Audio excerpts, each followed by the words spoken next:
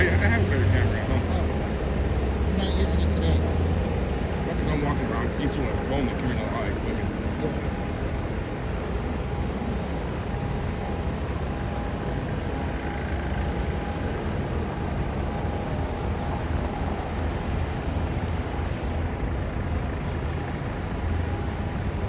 I got here 2 hours early. Did you? See, now, I think I got here at 4 o'clock.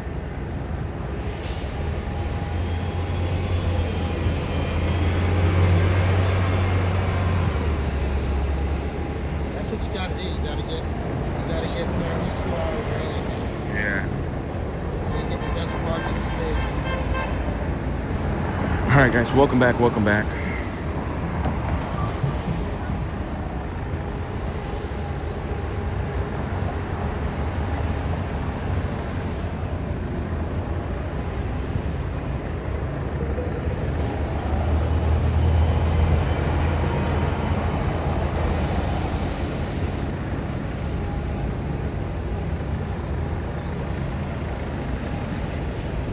I'm from San Francisco. From San Francisco? I'm not surviving in San Francisco now. Awesome. Well, I'm from Santa Cruz. But I didn't come down here from Santa Cruz. I've been here for about a week. Oh, cool. I didn't come down here for this. I came down because I used to live here. But then my house burned down in the LA fire. Oh. So I just simply went back to Santa Cruz. That's where I'm from anyway. And I came down here to the Hilton because there was a convention Uh-huh. at the Hilton. All the New Age people, all the New Age spiritualists, they Uh-huh. all gather at the Hilton once a year. Oh, okay. Usually in late February.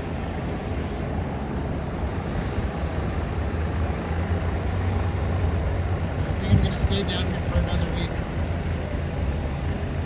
And I might go to Sedona because there's some sort of a New Age gathering in Sedona. Okay. Trying to spread the Native American views on life to all these people, who are trying to. New Agers are basically gaslighters. They're just trying to. They always want to control the narrative. Yeah. Political, spiritual. When Christianity begins to fail, they'll just move on to some other narrative, like the UFO narrative. They're already claiming that the UFOs favor the white people. Have you noticed? The UFOs seem to favor the white people. This is what the white people are saying. So they just have to own everything. They have to own the stories. They have to own everything. They have to own. They have to control. If you can control the narrative, then you can control the people.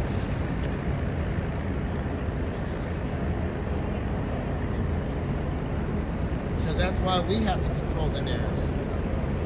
Otherwise, if you don't tell your story, somebody's going to tell your story for you, and they're not going to make it nice. They're not going to talk nicely about you. They're going to put you down.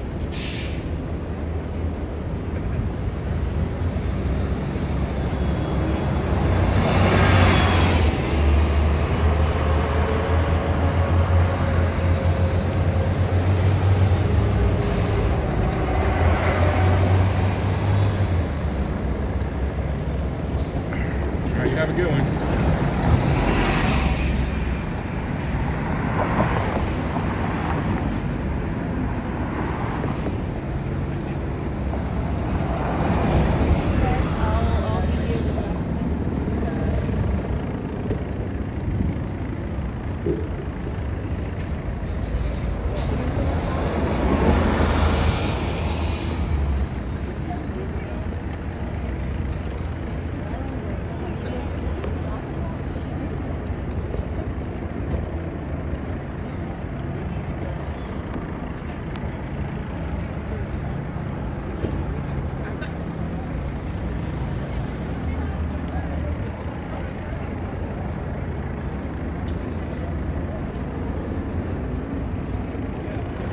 Lot of media out here, guys. So welcome back everybody. Today I'm in Los Angeles, California, downtown Los Angeles, California, where people have gathered to protest stop the war on Iran. They're calling this an emergency protest. Banners have been made, signs have been made. So not much of a crowd here today.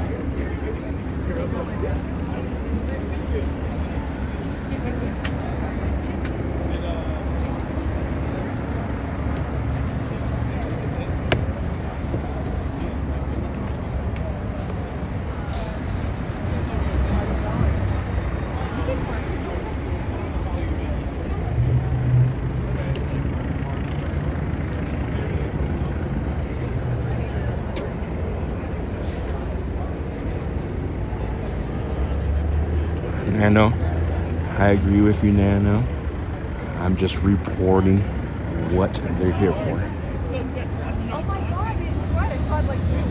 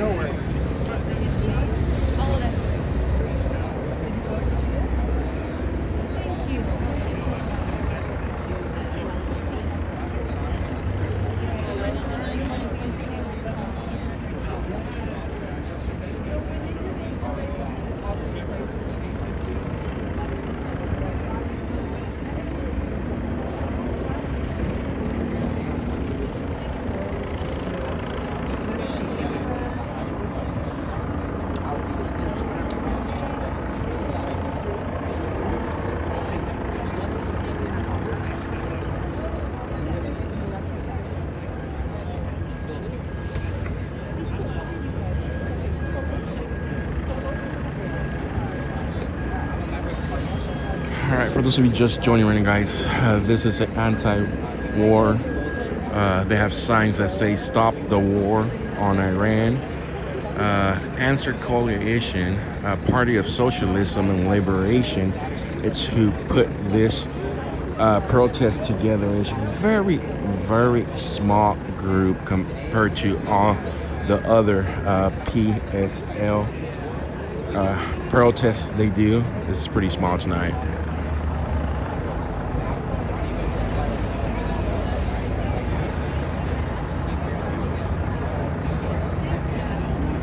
The wheelchair is used to push that speaker around. They always bring that wheelchair. They have drilled and bolted down pretty much their speakers. One of them, yes. Hi.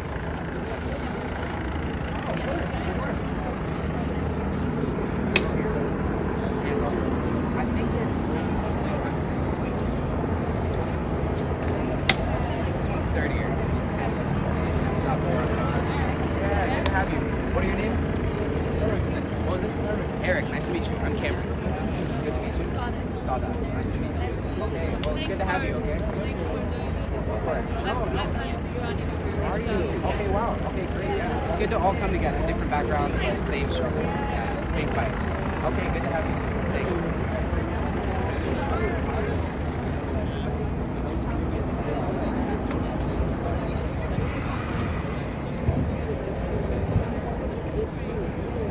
Little Kate, thank you so much for that super chat.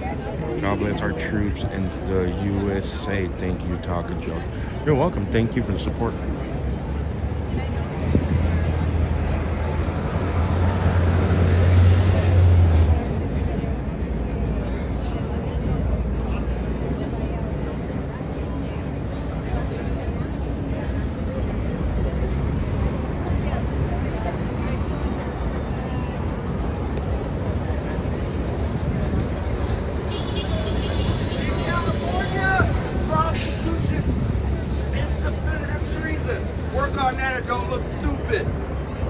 You guys look like fucking frauds. Prostitution is treason.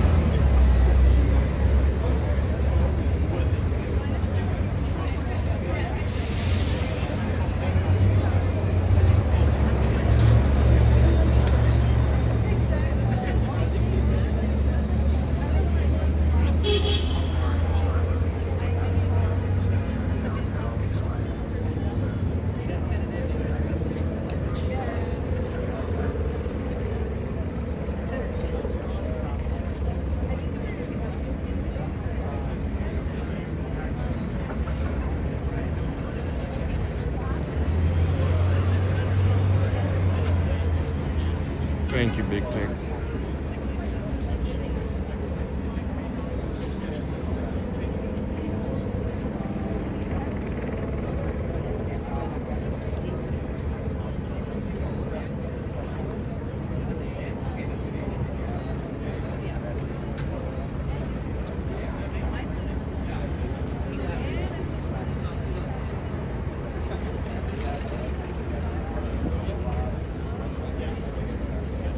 Hello. Good to see you.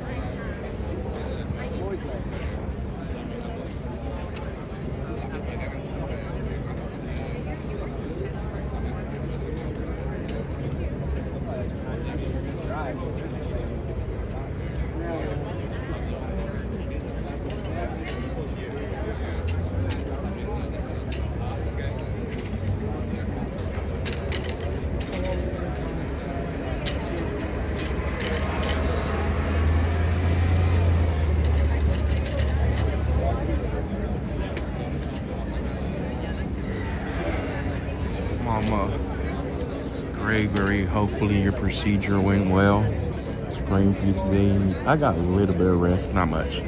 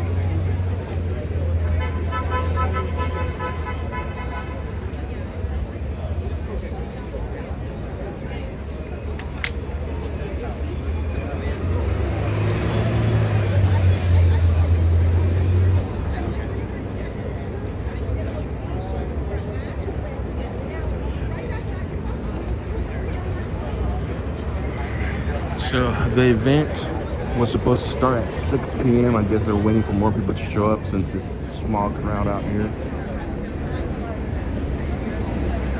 Which I'm pretty surprised because anytime PSL, which is Party for Socialism and Liberation, puts something together here in downtown Los Angeles, they get a decent crowd. Not tonight. I wonder if some of the people Check. Make some noise if you can hear me. might be in support of what's All right. Everyone on the sides, why don't we come in and toward the center? Let's fill in this space. Beautiful crowd, beautiful crowd. Make some noise for yourselves for showing up today. Make some noise for the 60+ cities who stood up on Saturday against this illegal war. Let me hear you say, hands off of Iran! Hands off of Iran! Hands off of Iran! Hands off of Iran! Hands off of Iran! Hands off of Iran! Hands off of Iran! Hands off of Iran! Hands off of Iran! Once again, make some noise if you are against this illegal and aggressive war on Iran. That's right, I see these beautiful signs in the crowd. I see one that says, money for jobs and education, not for bombs and deportation. Money for jobs and education. So when I say money for jobs and education, you say not for bombs and deportation. Money for jobs and education. Money for jobs and education. Money for jobs and education. Money for jobs and education. Money for jobs and education. Money for jobs and education. Money for jobs and education. Money for jobs and education. That's right, we understand that the war budget is over $1 trillion. $1 trillion that goes toward death, destruction, devastation every single day of the year. And that devastation is done in our name, but not in our consent. Make some noise if you do not consent to this illegal war that Donald Trump has started. We have to remember this is yet another rich man's war. Donald Trump doesn't have to go fight in that war. His sons don't have to go fight in that war. He wants to send your brothers, your sisters, your community to go fight that war. All in order to move his billionaire agenda forward.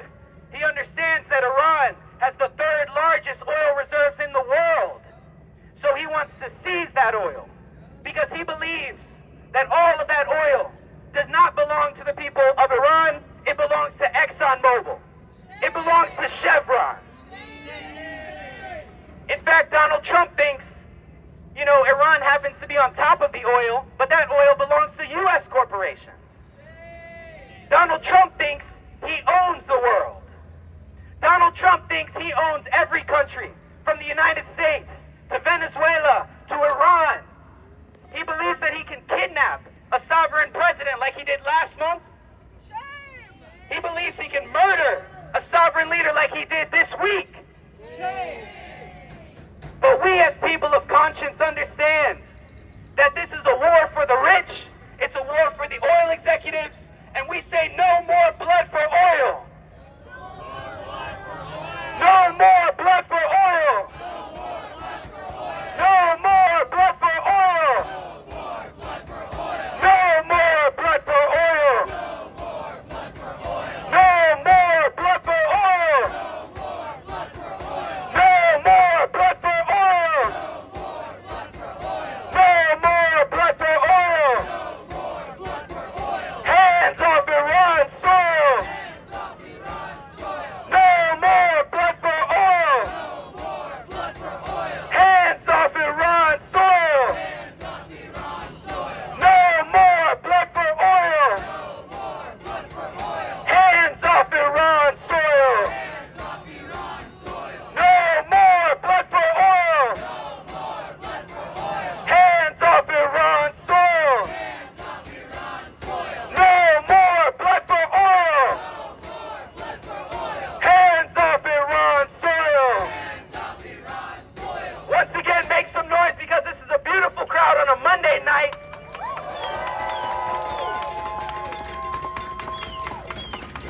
Make some noise if you were at the last protest that said no war on Iran. And we will come out as many times as we need to stop this devastating war. This war that has already claimed over 500 lives in Iran. This war that has already led to the deaths of U.S. service members. This war that has now expanded and threatens to engulf the entire Middle East and the entire world in a catastrophic war. Are we going to stand up and are we going to end this war? We understand as people who lived through the experience of the Iraq War, or I should say, the U.S. invasion of Iraq. We understand that the U.S. invaded Afghanistan. The U.S. bombed Libya. And what did it lead to? Did it lead to more democracy in countries? Did it lead to freedom? Did it lead to prosperity? Absolutely not, because no U.S. war has ever led to those outcomes. Every war that the United States has waged has been for the benefit of capital. It's been for the benefit of the rich. And we understand that whether it was Vietnam back then, Iran today, Venezuela last week, every single one of these wars must be condemned and people of conscience must stand up. We have to stand up because no one else will do it for you.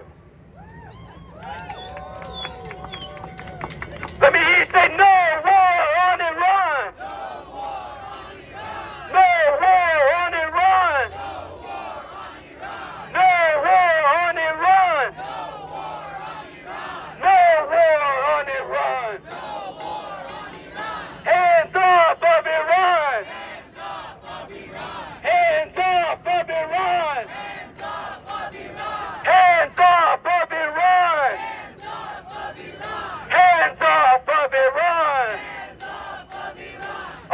you ready to hear our amazing program of speakers that we have for tonight?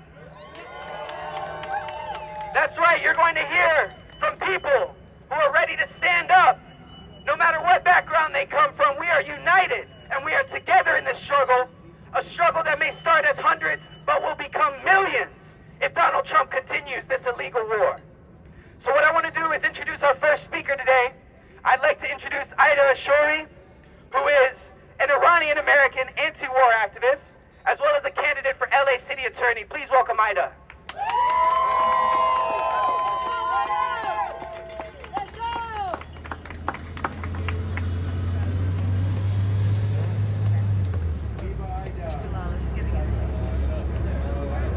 Ida's in an interview. Here we go. Talking to the media, I'm sorry. My name's Ida Ashuri, and I've been a human rights activist and an anti-war activist for more than 25 years. And it's because I had no choice in becoming an anti-war activist, because my first memories was being born in Iran and having to hide in my grandmother's basement from US-made bombs during the Iraq-Iran war. And no child should have to go through that. At that time, the United States sold chemical weapons to Saddam Hussein to use those on the Iranians. And before that, cancer was unheard of in Iran, and it became commonplace. I grew up with propaganda against Iran, and it became common to hear that the country that I was from is the US's #1 enemy. And as a child, I didn't even want to come here because I was worried about not having my favorite melon here. I loved my country, and I was forced to move here because it was bombed. And many other immigrants have been forced to move here because their countries have been bombed. And that's why we are a nation of immigrants and exiles and refugees. And we have been uprooted from our own home country coming here. And I've been doing this for a really long time, and seeing Iran constantly vilified, I've always been concerned that Iran could be bombed. It's many of us' worst nightmares that has just come true. But what I am happy about, this tide is turning, and people are seeing that Iran is not the American enemy. And that regime change starts right here first, before we can even say that we have any moral high ground.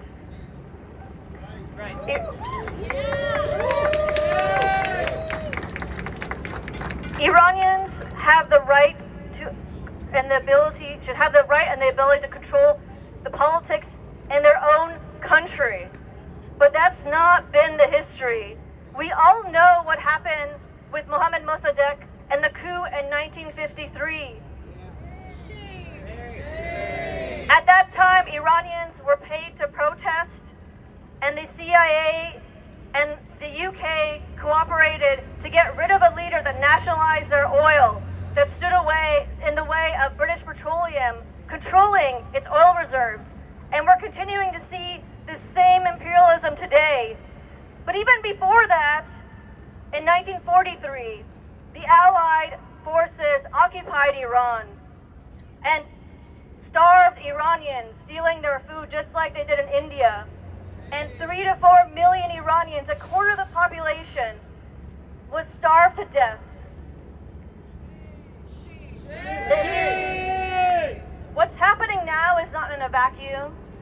It's happening, what the government we have right now in Iran is not in a vacuum either, because it's the result of years of brutality from the United States and the United Kingdom, and interference and repression against the people that are not able to have autonomy, that are not able to control their own resources and their own future. And that's not how it should be. Iranians deserve, just like we do, the right to choose their own leaders.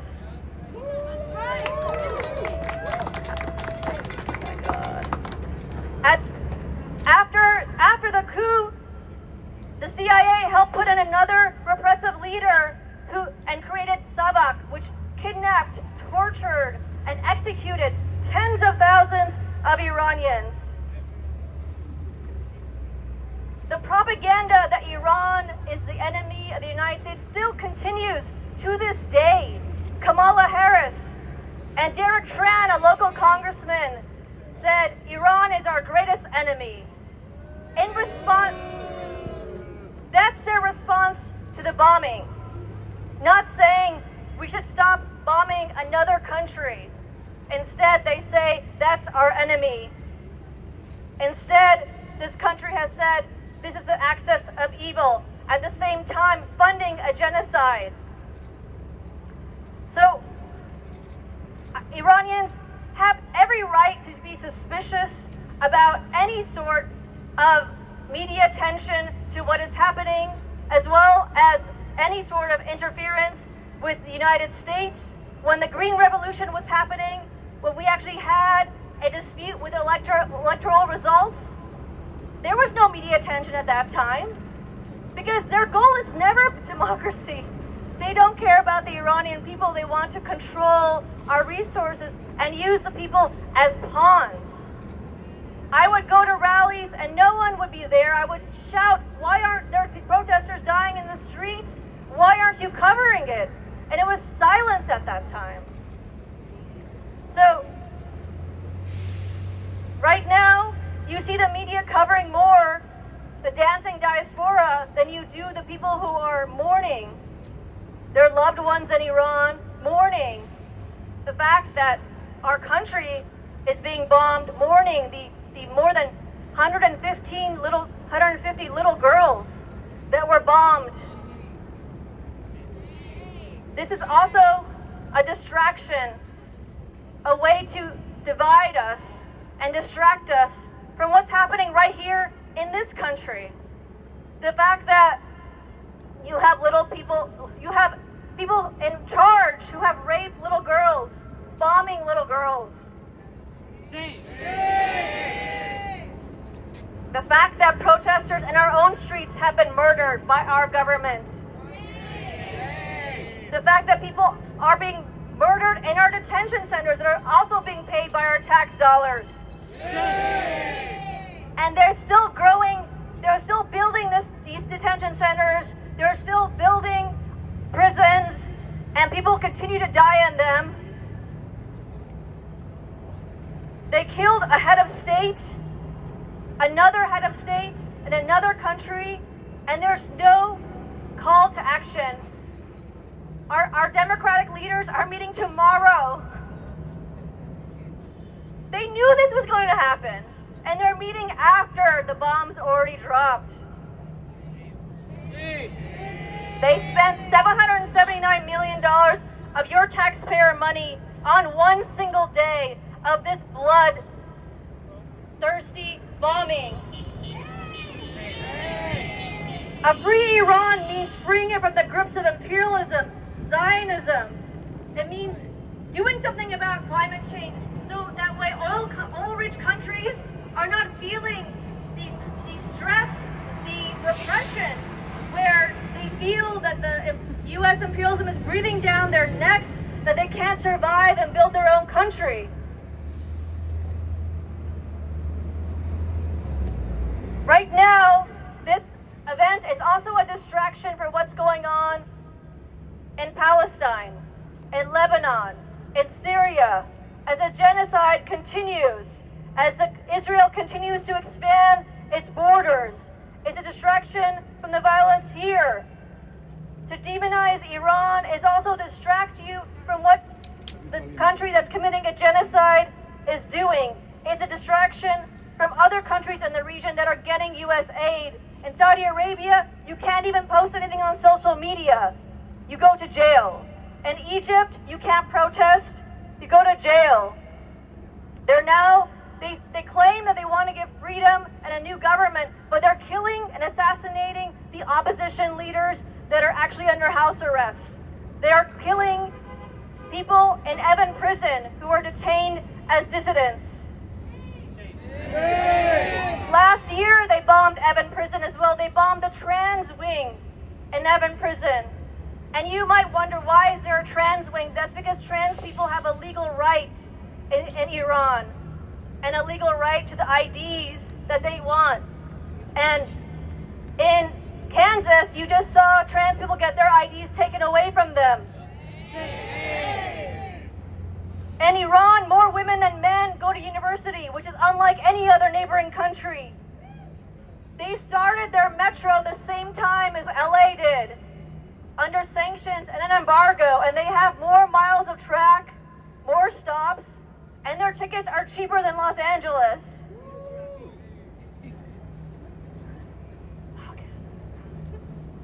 There's no liberation through bombs. I want to close out by saying Democrats and AIPAC working together is not the answer. Right now, we have to vote for people who are on an anti-war, pro-peace ballots, and stop voting for people and supporting politicians who are being funded by these genocide-supporting monsters.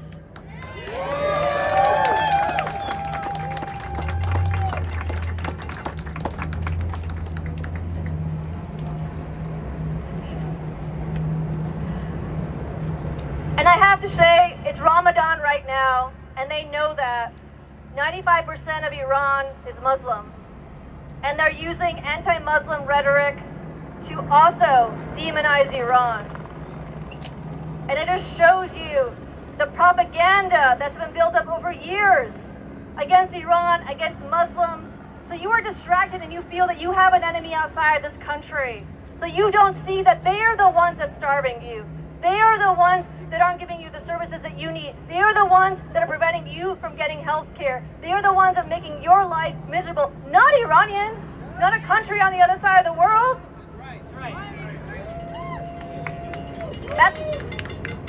That's why we need to oppose this war and oppose more imperialism and start paying attention to elected officials as well as candidates who want to do that, and stop putting your money and time into those that just have more of the same and constantly support war and manufacture consent. No war on Iran. Hands up on Iran. So this speaker here got introduced as she Money was for running. another war, but not enough She's to running feed for the city poor. attorney. Money for another war, but not enough to feed the poor? No boots on the ground, no bombs in the air? U.S. out of everywhere! No boots on the ground, no bombs in the air? U.S. out of everywhere! Money for jobs and education! Not for war and deportation! Money for schools and education! Not for bombs and deportation! Give another round of applause for Ida Shori. Ida Shori is, we are working to get her on the ballot for the upcoming midterm elections. If you are registered to vote in LA City, please come find her and sign the petition, because we want someone in the seat for LA City Attorney who actually represents working class people and not these greedy capitalists who are in Los Angeles. So go find her and help get her on the ballot. It's so important. I'm really glad that Ida was on this program and able to be out here today. This program is very diverse with the people that are going to be speaking, but it's so important to connect these struggles with what's happening with Iran, with other struggles here, even here in our own front yard. I'm another Iranian American who seldom gets my voice heard. So many of us Iranians who are firmly anti-war, who don't support any form of U.S. foreign intervention, rarely get our voices highlighted. And it's so important that even long before this military war that's happening in Iran, there was decades of an economic war happening in the country with the crippling sanctions that have made it impossible for civilians in Iran to be able to live a dignified life. And so, shame. And alongside the economic warfare, there's been media warfare, so much slander, Islamophobia, all of this rhetoric to try to discount Iranian people and their right to sovereignty, all through this means of trying to make them seem like the enemy, when really, who is the biggest threat to US people? It's this government here. Is that right? In our city alone, with the LA fires, we have people who've lost their homes and they still have to pay their mortgage on a burned down plot of land. And they have to figure out how they're gonna make ends meet after a devastating fire. Shame. In LA alone, I'm just keeping it very hyper-local, we had an occupation of ICE agents and National Guard in this city, attacking people for saying, we don't believe that you should get away with abducting innocent people. Shame on that. We want ICE off of our streets. ICE having one of a bigger budget than some militaries in other parts of the world. So there's clearly this ongoing campaign of trying to make other countries seem like a threat, when really the biggest threat is right here in our front yard. That's right. Donald Trump, biggest threat. Yeah, Donald Trump, biggest threat even before his administration.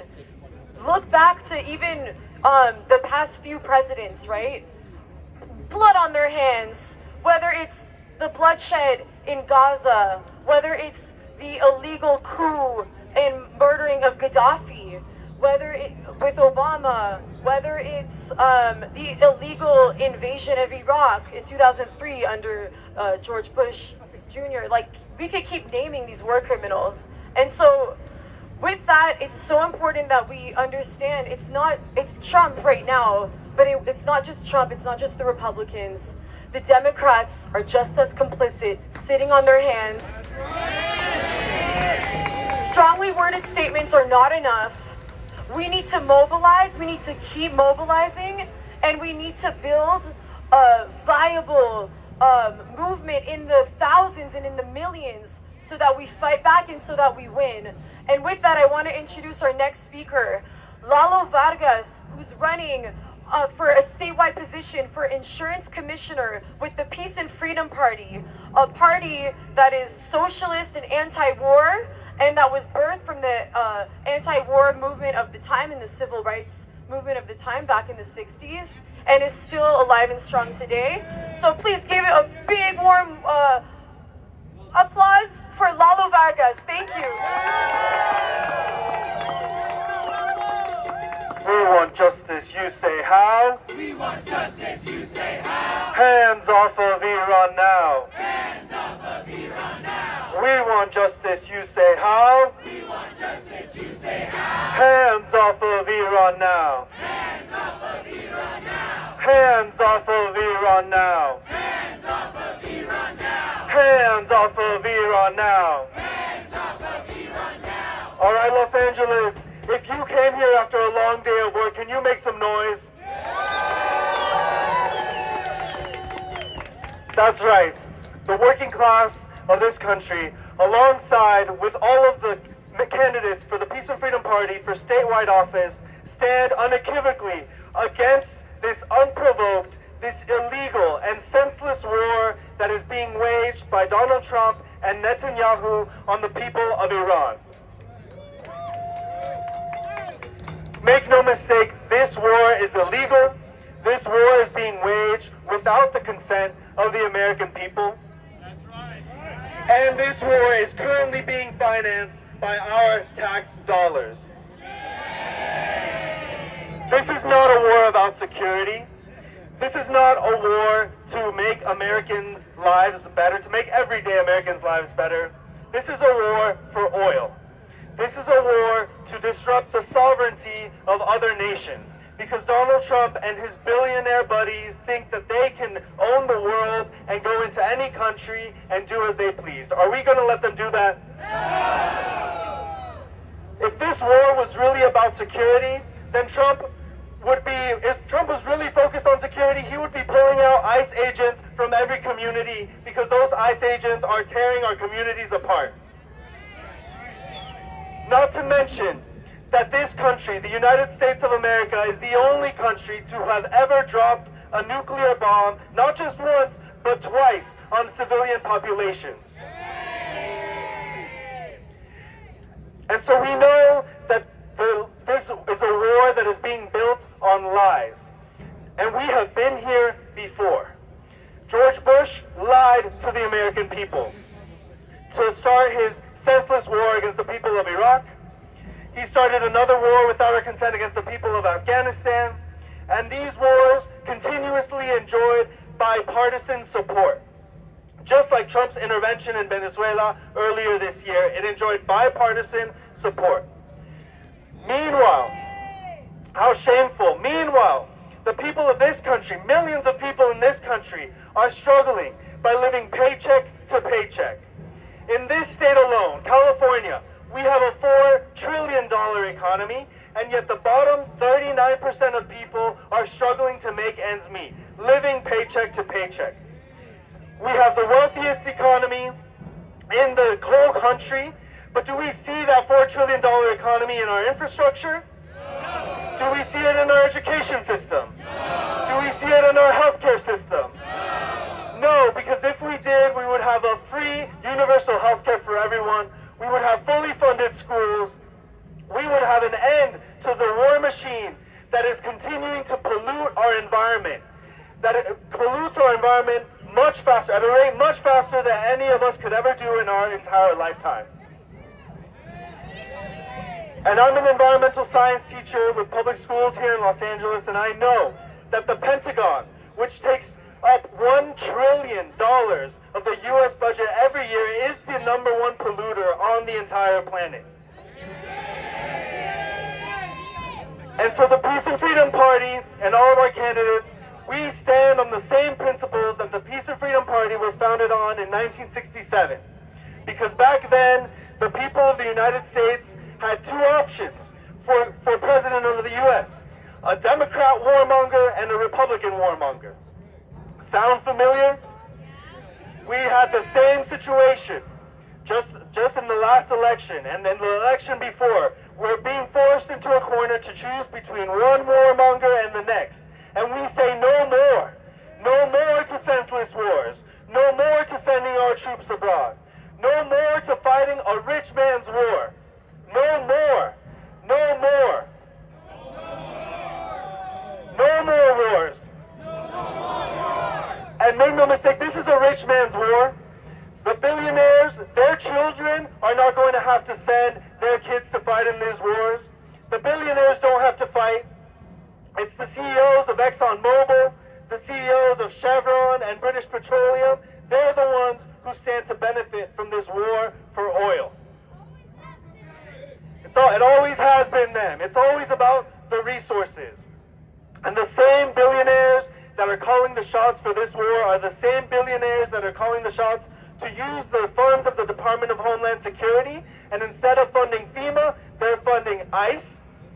And that's why we still see that the people of Altadena, 1 year after the fires, have not been able to rebuild. And we see shame, and we see the people of Altadena struggling to make ends meet, struggling to rebuild. Meanwhile, the Trump administration sends endless ICE troops into our communities to tear our families apart. But the people of the United States can do better. We can do better, and we have seen people do better. Why? Because in Minnesota, it was the people who stood up as the real counterweight to the Trump administration. It was the people who shut the economy down. It was the people who forced the Trump administration to withdraw 700 ICE agents from the city. That was ordinary working people like you and I, like everyone here today, that stood up, took to the streets, and made their voices heard. So unlike the Democrats and Republicans, those of us in the Peace and Freedom Party, not only do we want you to vote in the midterms, we want you to vote with your feet. Stay in the streets. Continue to build an anti-war movement that is going to be a real counterweight to the Trump administration, a real counterweight to the billionaires. Because in this country, we don't have an Iran problem. We don't have a Venezuela problem. We have a billionaire problem. And we're going to be right here next Saturday, continuing to show our opposition to this senseless war. And we're going to continue to stay in the streets as long as it takes until we have a movement that is in the thousands and in the millions to demand an end to this war. Hands off of Iran! Hands off of Iran! Hands off of Iran! Hands off of Iran! Hands off of Iran! Hands off of Iran! Hands off of Iran! Hands off of Iran! Hands off of Iran! Hands off of Iran! Hands off of Iran! Hands off of Iran! Hands off of Iran! Hands off of Iran! Hands off of Iran! Hands off of Iran! All right, everyone, give it up for our last speaker, Lalo Vargas. And folks, you've heard it explained brilliantly and beautifully today that our struggles are connected, that the struggle for full rights for all immigrants is directly tied to this struggle to stop the war machine, that our struggle for universal health care, for education for all, these are directly tied to the war machine that takes $1 trillion per year from our pockets. Make some noise if you have come out in the fight for immigrant rights at some point. That's right. And like Lalo said, we learned from the struggles of Minnesota that what we need is a mass mobilization. We need a nationwide shutdown to stop the war machine and stop the deportation machine. So I want to invite up an amazing speaker next, someone who has been in this struggle for immigrant rights, someone who has helped build an organization that is fighting back every single day. Up in the Valley, I want to introduce Paul Ramirez from Valley Defensa. Say it once, say it twice. Say it once, say it twice. The people will abolish ICE. People will abolish ICE. Say it once, say it twice. Say it once, say it twice. The people will abolish ICE. People will abolish ICE. Trump has just launched another war of aggression on the sovereign nation of Iran. Shame! We have seen again and again the violence of this administration to not only attack people abroad, but even attack people right here at home. They started off the year with the attacks on Venezuela, the kidnapping of their president, and over again, the murder and kidnapping of our community members here at home. How do we feel about that? It is clear that this system, this administration, this government is committed to violence. Imagine that, the violence of separating our families, kidnapping our community members, denying us health care, denying us a right to vote, denying us education. This is the violence that this administration attacks on these immigrant communities, and we're not going to stand for it any longer. The people understand this. They understand that this system is violent. They understand that they're hell-bent on attacking our immigrant community members. And we're going to keep fighting, and we're going to keep organizing until we win. We saw at the beginning of this year how they murdered people like Renee Good. They murdered people like Alex Preddy. That is the violence that these ICE agents unleash on our communities every single day. And even while they're not on the clock, they murder community members like Keith Porter Jr. He was a father in the San Fernando Valley where I'm from, where they murdered him. A father. Shame. And we're not going to stand for it any longer. And that's clear because this administration has proven again and again that they're going to keep unleashing this violence, but we know that the people are going to keep fighting it, resisting it, immigrant communities? Yes! Do we stand against ICE? Yes! Do we stand against war? Yes! So we have to fight anywhere this war rears its head, whether it's here at home or abroad. We learned the lessons from our friends in Minnesota. They shut it down to get ICE out of their communities. When Trump unleashed thousands of agents into the streets of Minneapolis, the people fought back day in, day out. And even after they murdered community members, were they scared? No.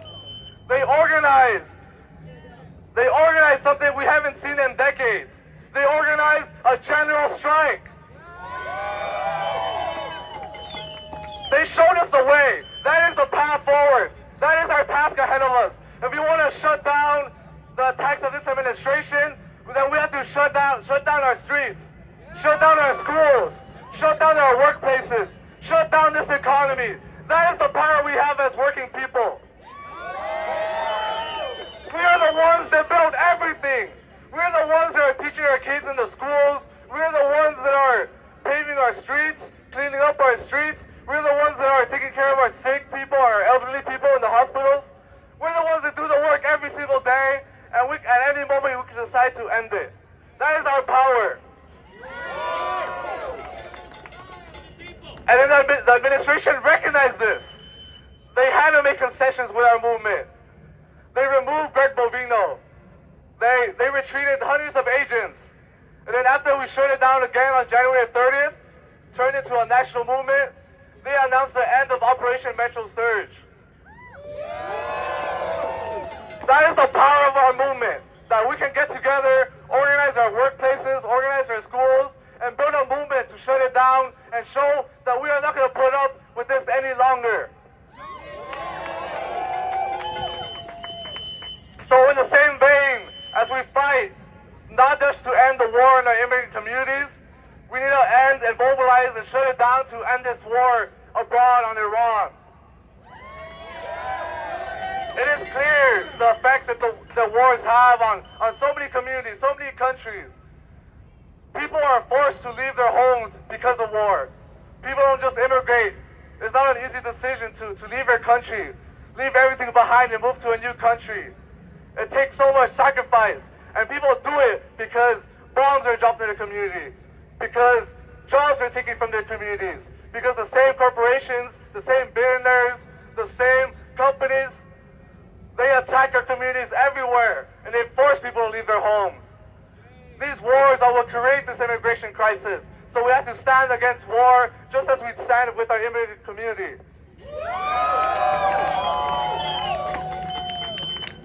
How many people here participated in January 30th? How many people are going to commit to doing that once again? That is what it's going to take to end these wars. That's how we fought and won every single right that we have, from an 8-hour workday to the right to form a union to earning our civil rights. It has taken a mass movement, people like us from all walks of life, to organize and to stay in the streets and shut things down, because they're not going to give these things to us out of the kindness of our hearts. It's going to take us demanding it, staying in the streets, fighting, organizing, and that's how we're going to win. Are we ready to win? So let's stay in the streets. We're not going to let these bombs continue to land on these countries. They explode right here at home too, affecting our families, affecting so many people. We need to commit to fight, and we need to commit to win. Thank you. Are we ready to win? Are we ready to fight? Are we ready to win? Let's get it!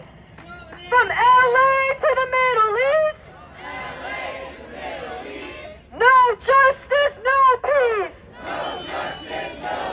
From LA to the Middle East.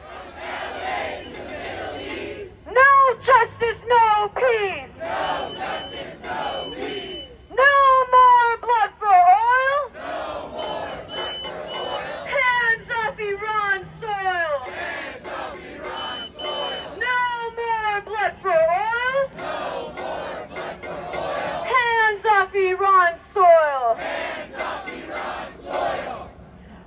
know we have had such a powerful list of speakers on this program today. We have a few more coming, but it is truly so beautiful to look out into this crowd and see the diversity here. Me being Iranian, I know this isn't just about me and Iran. This struggle is connected to all of us working class people here in Los Angeles, here in this country, and around the world. Give it up for yourselves. I'd like to introduce our next speaker on the program, Rami, with the Palestinian Youth Movement. Please give a warm round of applause.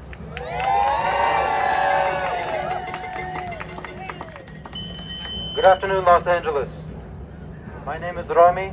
I'm an organizer with the Palestinian Youth Movement, a grassroots transnational organization made up of Palestinian and Arab youth organizing for the liberation of our homeland.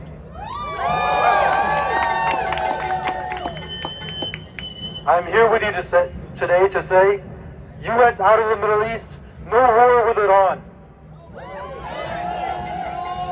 Just 3 days ago, the United States and Israel launched a massive military offensive against Iran, killing Iranian leadership, including the Supreme Leader Ali Khamenei and his closest advisors, along with hundreds of Iranian civilians, including children, in a joint airstrike over Tehran.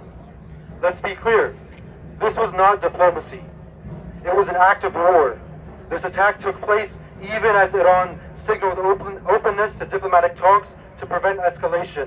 It echoes last year's 12-day war and countless other instances where the U.S. and its allies have responded to diplomatic openings with violence. Just like in Venezuela, just like in Palestine, and now in Iran, the United States shows its true face, one of naked violence and militarism. We know from over 2 years of genocide in Gaza that Israel and the U.S.'s goals, what Israel and the U.S.'s goals truly are: imperial domination and the theft of resources, creating a beaten down and oppressed people who cannot resist their barbarity. Israel's strikes have hit deep inside Iran, including a girls' elementary school where over 150 people were reportedly killed. A massacre that reverberates around the world. Shame!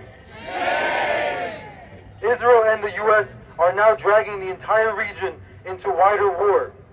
Israel has expanded its assault beyond Iran, launching strikes deep into Lebanese territory, including its capital of Beirut. Lebanon is once again being turned into a battlefield as Israel broadens its military campaign, engulfing the region in even greater devastation. Shame! Let's be clear.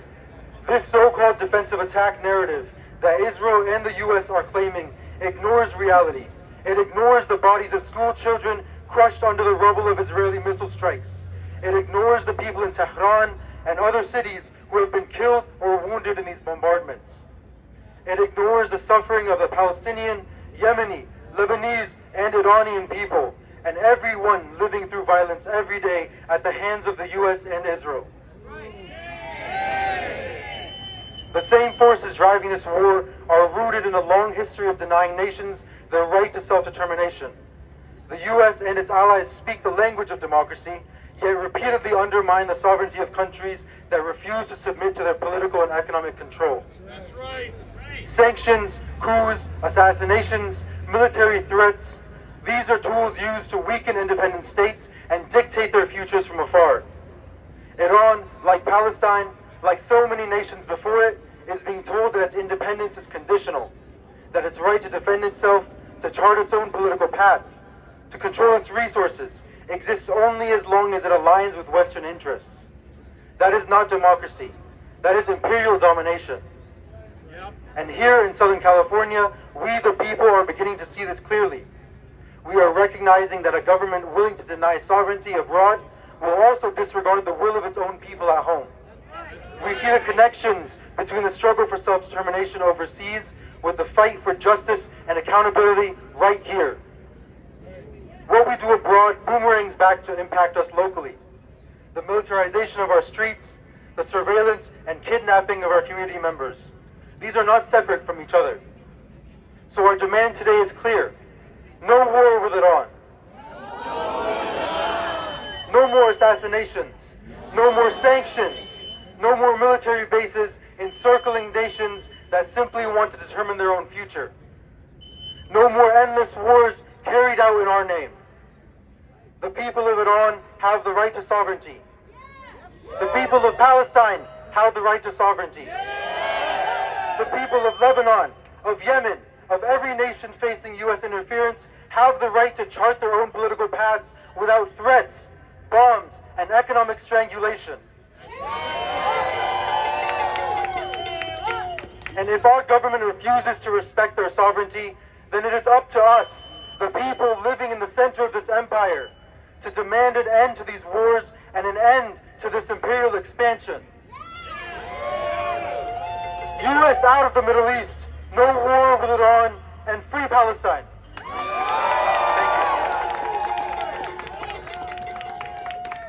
Free, free Palestine! Free, free Palestine! Occupation is a crime! Occupation is a crime! Long live Palestine! Long live Palestine! Occupation is a crime! Occupation is a crime! No war on Iran! No war on Iran! No war on Iran! No war on Iran! No war on Iran! No war on Iran! No war on Iran! No war on Iran! That's right, make some noise for our last speaker from the Palestinian Youth Movement! And you have heard it so clearly stated that this is not simply a war on Iran. It has expanded to become a war on Gaza, a war on the entire Middle East. We've seen this war expand where Venezuela was attacked, bombed mercilessly in the middle of the night. This war has a home front in the number of people who are killed by federal agents, by local police. We've seen the murders of Keith Porter Jr., of Renee Nicole Good, of Alex Preddy, of countless people by the same warmongering, corrupt system. They defend mass murder abroad and they defend murder right here at home. And we're going to be the ones to stop it. Is that right? Are you going to commit to keep building that movement? All right.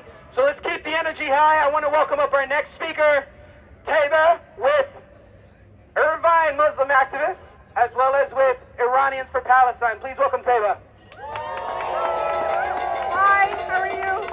I don't really have a speech prepared, and it was amazing listening to everybody, so I'm just going to speak from my heart. I'm an Iranian Muslim. I came here many, many years ago. I'm a refugee. I had to walk from my country, from Iran to Turkey, from Turkey to Italy, and from Italy to the United States of America. And so I'm a refugee. I have been displaced. And right now there are people in Iran that are being displaced, that they're being bombed. Whether we agree with the government or not, it is none of our business. It is up to the people of Iran to choose who their government is. This genocidal state that has killed more than 600,000 Palestinians has starved them on a daily basis, women and children that want to come into our country to liberate the women of Iran? No, you don't get to do that. You are hurting the women of Gaza. You are hurting the women of Palestine. You are taking their children away from them on a daily basis. You are killing them. Just the other day, my son, Bilal, who is Palestinian, my kids are half Palestinian, half Persian, came into my room and he came to snuggle with me. And it's the month of Ramadan and we're fasting right after suhoor. And I said to him, imagine the children in Gaza right now, they do not have mothers to snuggle with. The mothers and fathers do not have their children to snuggle with. They're being bombed and starved every single day. So you know what? They don't get to tell the people of Iran or Venezuela or Cuba or anywhere. Our tax dollars used to stay here. Every single one of you work, and our tax dollars are paying for the bombs and the weapons and all the murder that's happening there. And you know what? We need to get involved. We have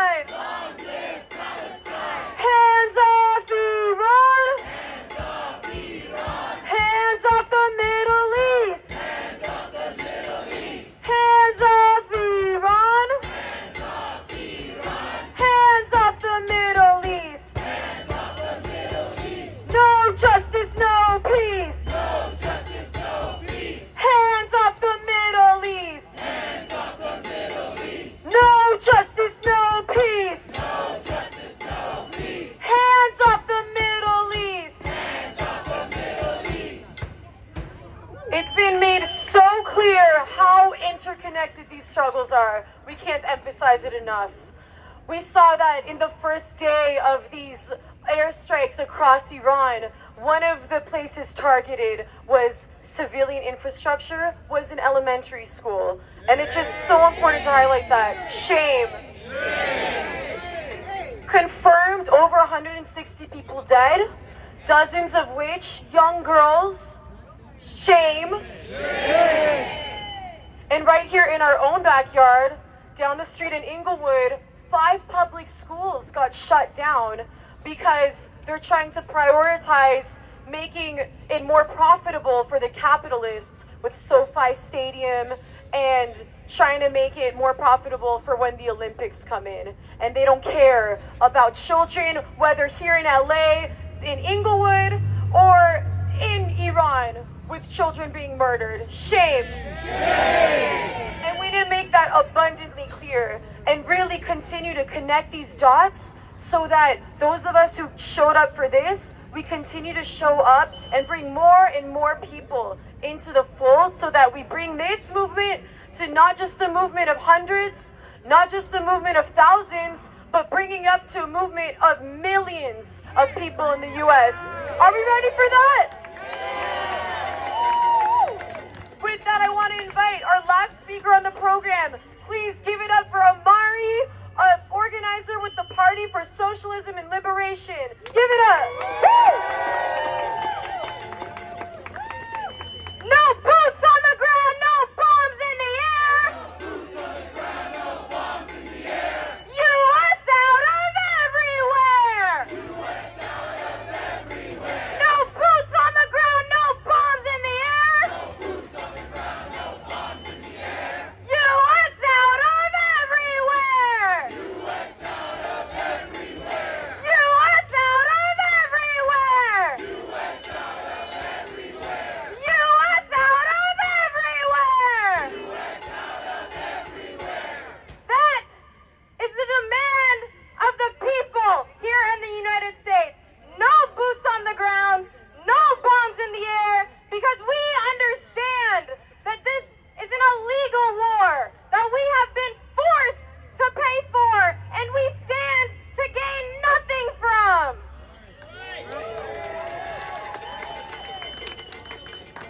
Trump claims that this war is about defending Americans against threats from Iran. But Iran is not the one that started this war. It's the United States that has been escalating in the region. So much so that it has been the largest military buildup in the Middle East since George Bush's invasion of Iraq in 2003. Shame! The real threat is the United States' disgusting desire to control the entire world, to control other countries at the expense of people everywhere. This is a rich man's war.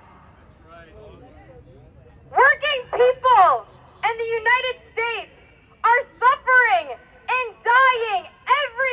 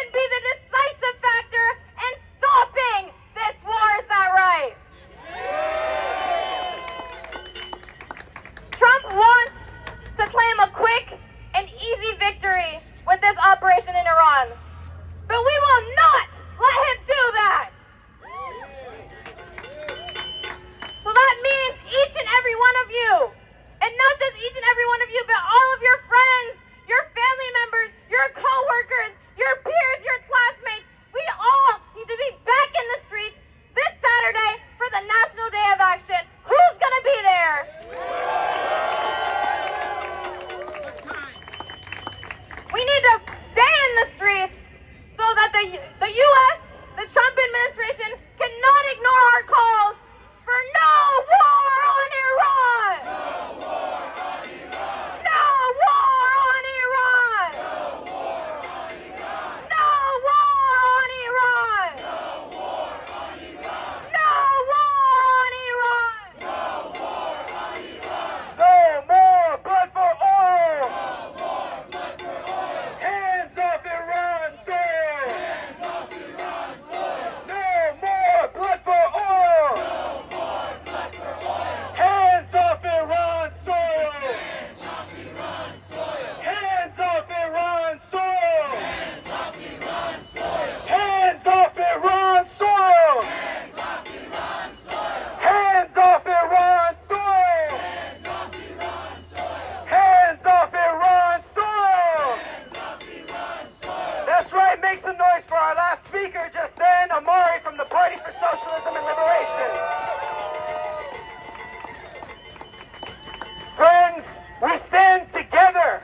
We stand united in rejecting this illegal war of aggression, this war of choice by the white supremacists, by the racist Donald Trump. We stand against this war in the same way we stand against war on Venezuela. The same way we stand against the war on immigrants.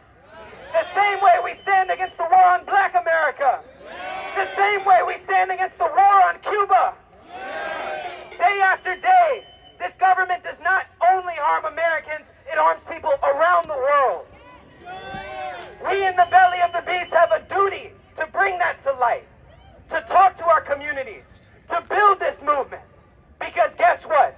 The politicians are not going to do it for us. We, the masses, have to come together and build this movement.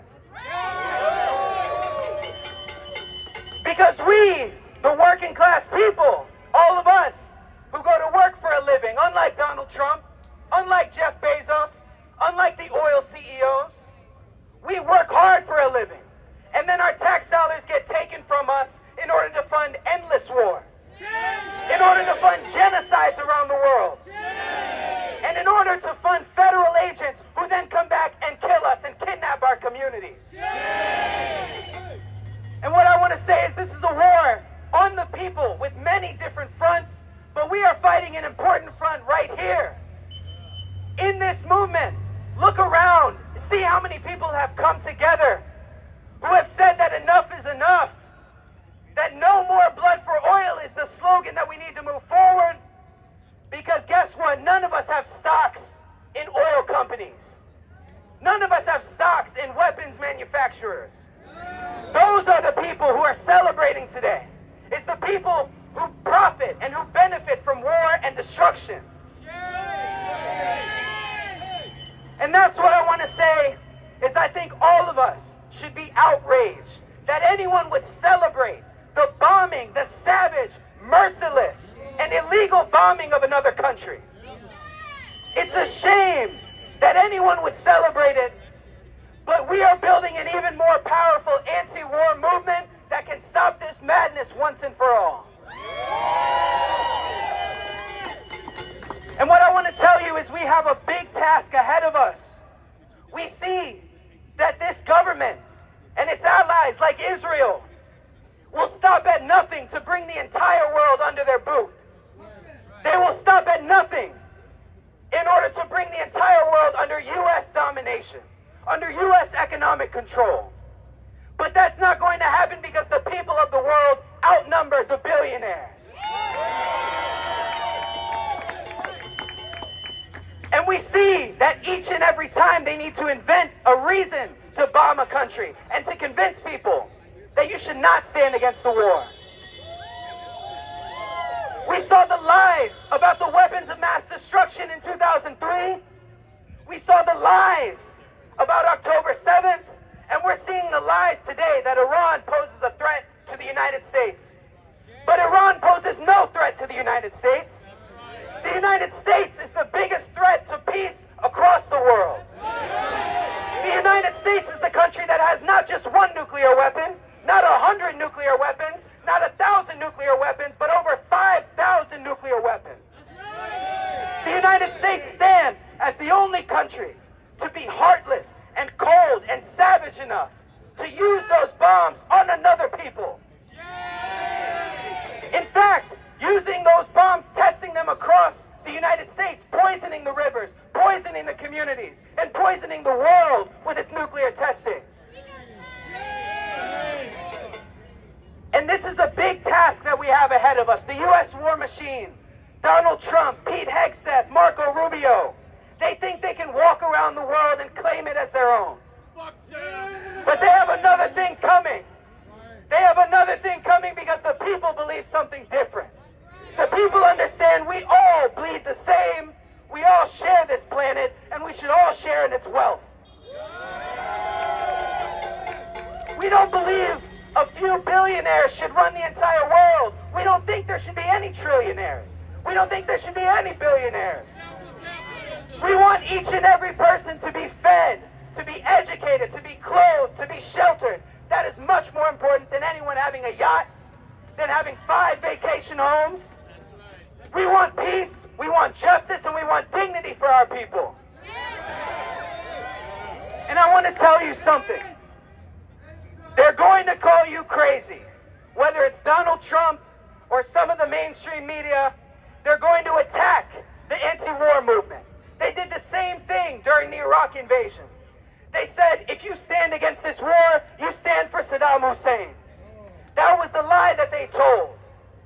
And look now, the devastation of millions of people's lives. When we look back, we say, obviously, that was a war built on lies. We need it to be obvious and clear to everyone that we talk to that this is another war based on lies, and that we don't need to expand this war in order to learn that. So each of us has an educational duty to talk to our communities, to level with people, to connect what they care about to this struggle. Because they are all connected. They've killed hundreds of people in Iran. In fact, thousands, perhaps millions through the sanctions, the endless sanctions, the endless sabotage. So we say no to war, and we say no to the endless sanctions. We say no more U.S. sanctions, whether it's on Cuba, Venezuela, or Iran, or anywhere around the world. On Saturday, someone asked, they said, why are we talking about so many different issues? Why don't we focus on one thing? But I think it's clear to each and every one of us. When I see this crowd, I see that we are united because we stand for justice. And that takes many forms. They told Dr. King the same thing. They told him, stick to civil rights. Don't talk about the war in Vietnam. And they're going to tell you the same thing. Stick to local issues. Stick to national issues. Don't worry about what your country does around the world. But we reject that as another lie of imperialism. So what I want you to understand is when they call you crazy, when they say that you're defending a negative regime, when they say that you are standing against America's interests, I want you to understand that stopping this war is in the interest of the people of the United States and the people of the world. I think it's clear we are united in this struggle, and we are not going to let anyone deter us. We're going to keep this movement moving. We're going to move it forward, and we're going to stop this war. Do you believe that? Yes. Do you believe we have the power to do that? Yes. And like one of our speakers asked earlier, are you ready to commit to coming out again? Yes. Are you going to bring friends, neighbors, co-workers, whoever you have to bring? Yes. We appreciate each and every person who has come out today. We appreciate the wonderful speakers. Give a round of applause one more time for the speakers. We appreciate the journalists who decided to show this protest because we need the people to see this protest. We appreciate the people around the world who are sacrificing everything to put up a stand against U.S. imperialism.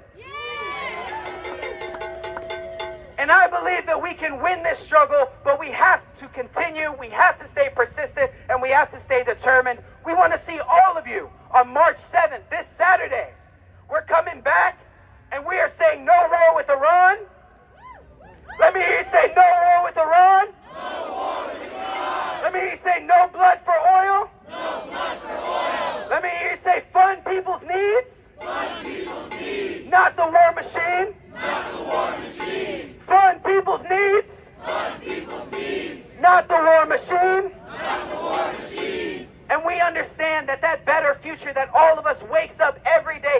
about, dreaming about, that our ancestors have fought for and dreamed about for centuries. That better future is within our grasp if we fight for it. If we give everything for it.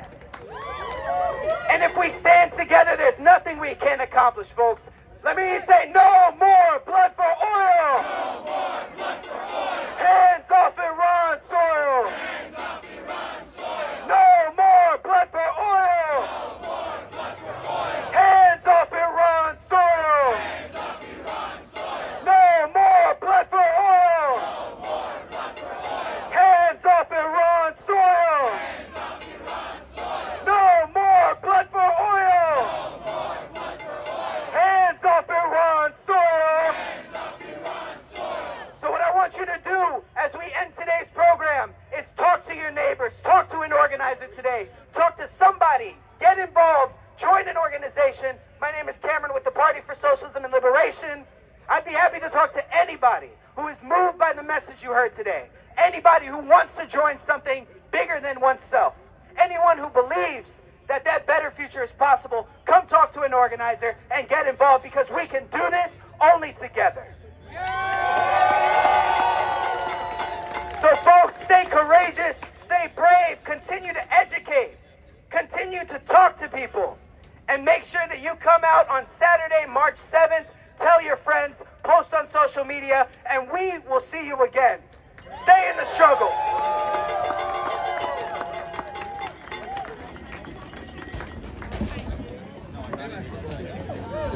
That's it, guys.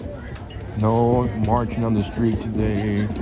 Nothing besides just speakers today.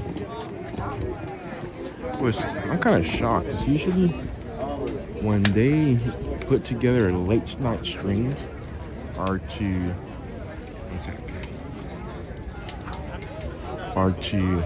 go around, go to the federal building, but not today. We'll go across the street here and show you.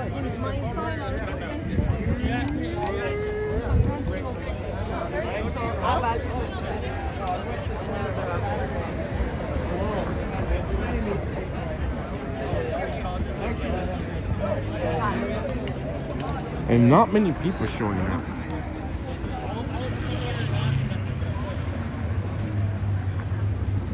Not many people showed up.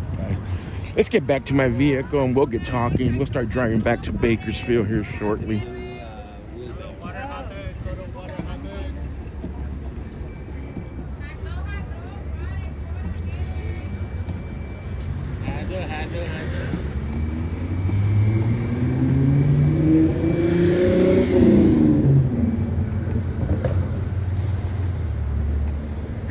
Sucker punch. You guys remember last year when the kid got stabbed and ended up falling down over there and the ambulance had to come in? It happened right here. All over protests that they were supposed to be protesting with each other, but rival gang members from high school showed up. I got into a little scuffle, to a fight. One of them came back, had a knife, and stabbed the other kid. Caught it all on live stream. It was a pretty wild day that day.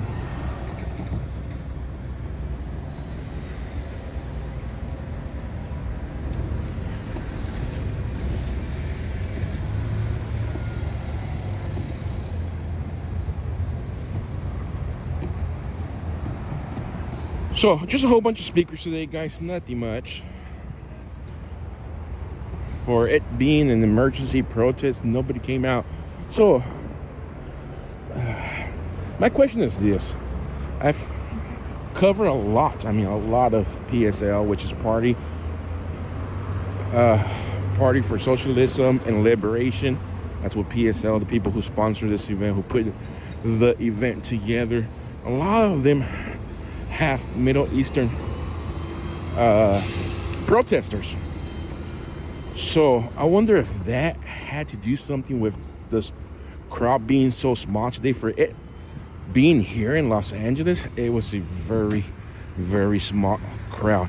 Usually when PSL puts together, it gets gets a little bit bigger, and then people stay behind and start causing trouble, blah, and so forth. So my wondering is, maybe some of the people that support them might be in favor of what's happening in Iran right now. Who knows?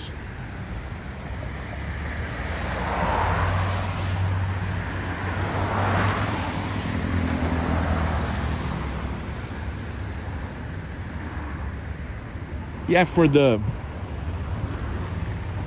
I will not be coming back here Saturday because I have a commitment on Saturday.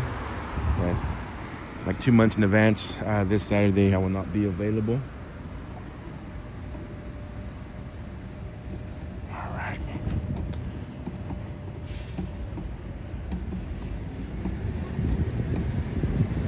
Welcome to LA, downtown LA, guys. Bunch of big buildings.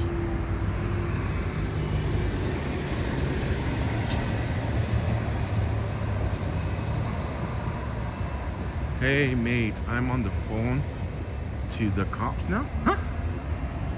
On the phone to the cops now.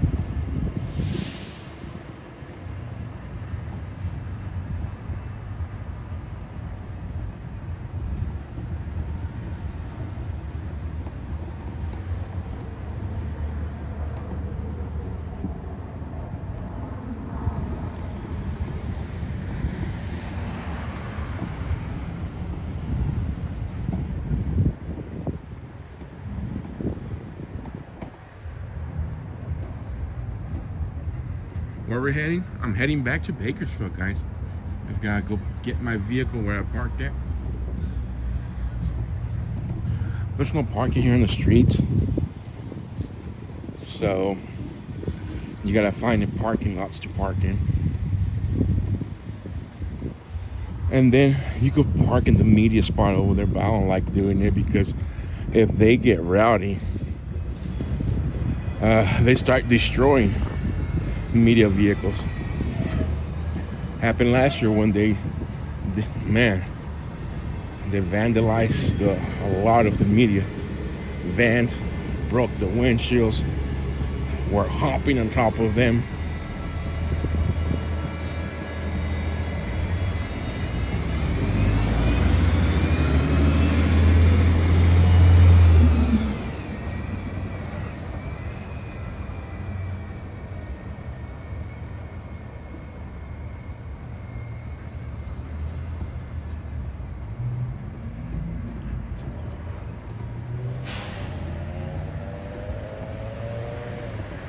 Yeah, the Telemundo van got smashed pretty bad.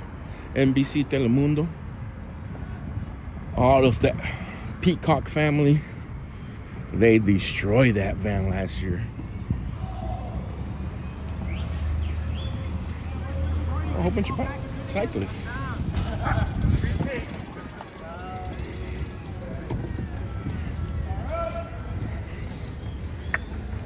Wait.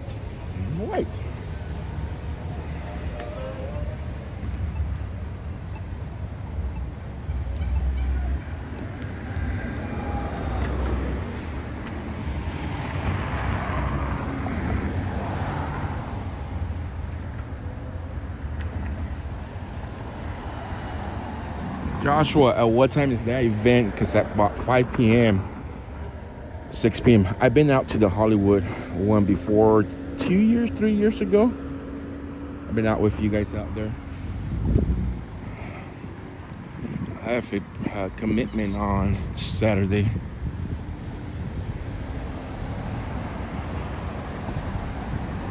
But I've been to Save Our Children in Hollywood. I went down there with you guys 2 years ago, maybe, if I'm not mistaken. 10 a.m. to 12. Okay, let me see if I could fit it in there. Let me talk to the wife and see at what time we have to be ready to go to my daughter's friend's quinceañera.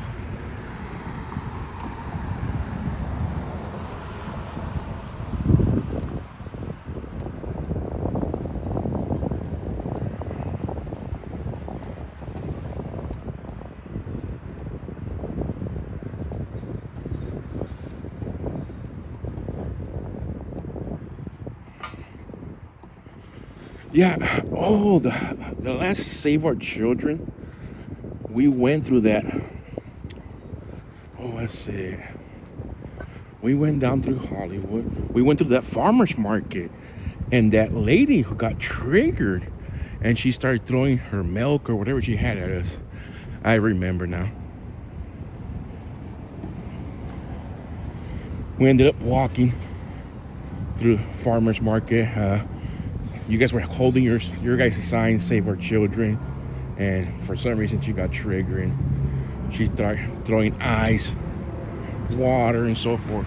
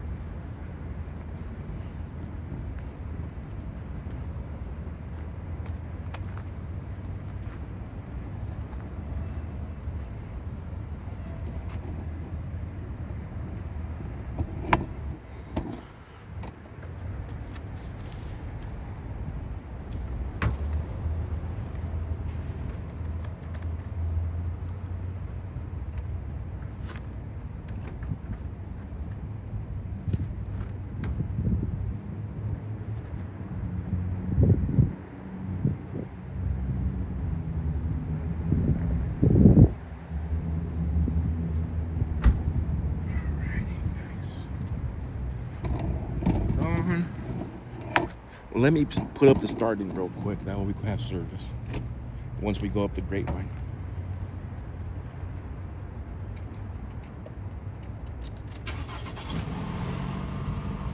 Oh, I stopped at Love's Flying J today. I don't know what it is. Look what I bought. My new sticker for my winch, my back window.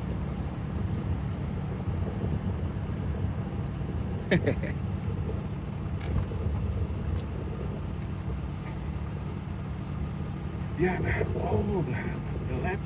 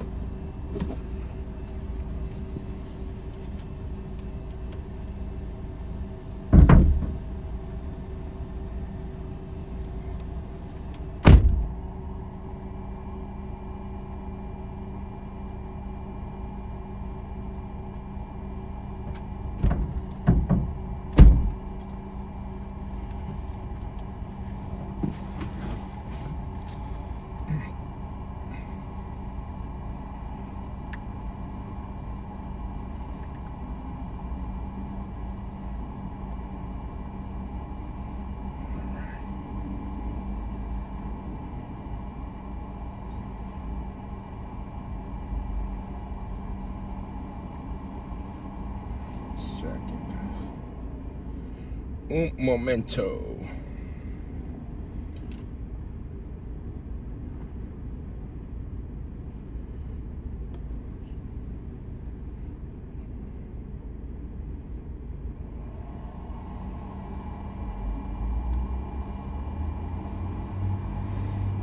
No, they were not rioting tonight. They were just peacefully protesting. Which, although we don't agree with what's being said, everybody has the right to protest.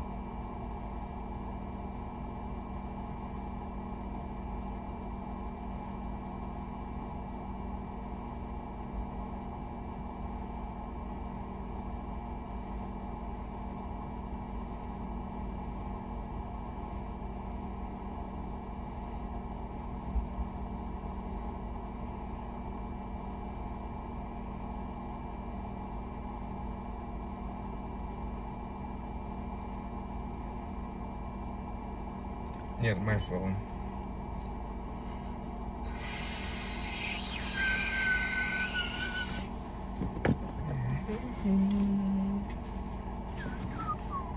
Car chase fan, what's up, brother? All right, let's go. Let's go. Did I get a new tripod? I bought a cheap one over there.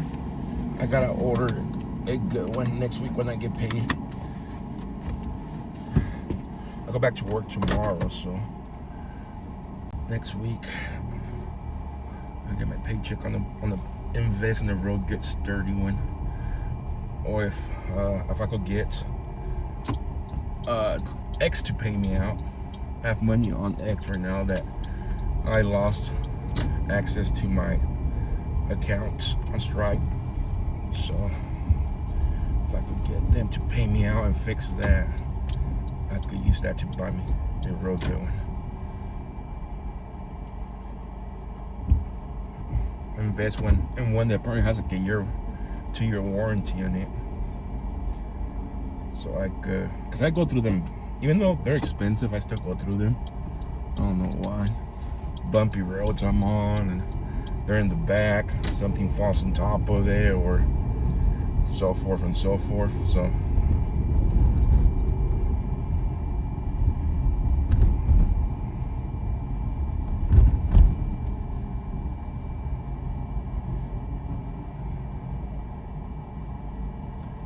now let's go to the Iranian celebration, the rally that really matters. There's none tonight.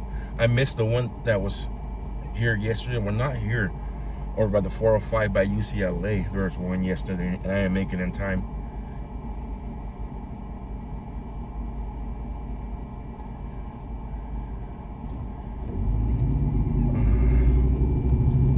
Yeah, guys, whether you guys agree with them or not agree with them, everybody has the right to protest. And I'll tell you guys what, because things could change around and the administration could flip around next term. And then when it's conservatives decide to come out and protest the government, and it's peaceful, we don't want them shutting the peaceful things down. This tunnel here, oh, whoa, what is this guy doing? You going the wrong way, dude? The other guy thought it was, look at this guy, it's going the wrong way. Whoa.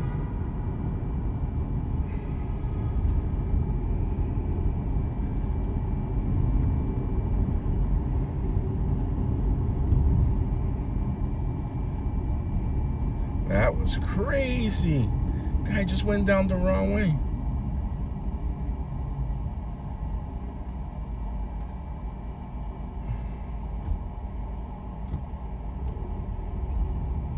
You guys saying conservatives? You're saying conservatives don't protest? Where you been hiding that last term?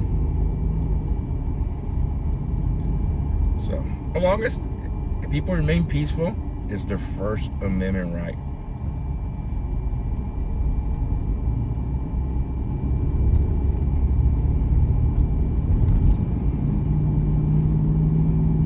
I'm glad he didn't come straight up. Oh, whoa. No, I'm being the crazy driver for talking. Oh, no, I was going the right way, damn it.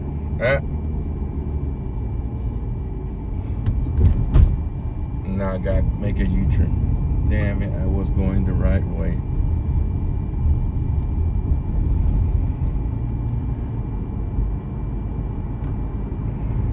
Oh, well.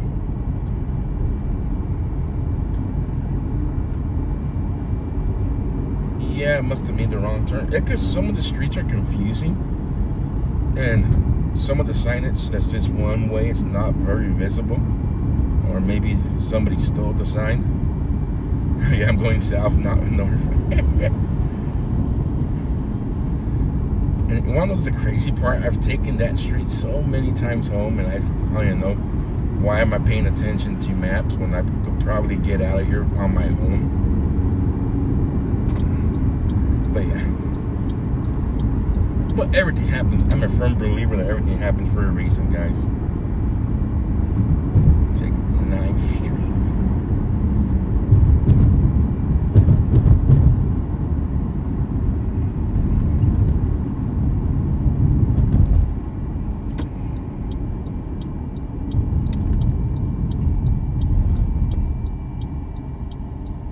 Go this way now.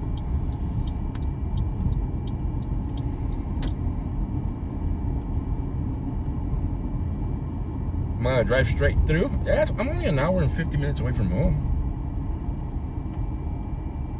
When there's no traffic or not. Coming here, it was a little bit longer because of 5 o'clock traffic. But right now, actually, the traffic should have cleared up by now on the Monday night. Never been to LA? That's a pretty cool view. One of these days, I'll take you guys to Hollywood. Maybe one of these weekends I could do a LA police scanner stream. You know what? But for that, I need 2 people. We need 2 people at least. Or somebody could drive me around and I could hop off and cover the scene.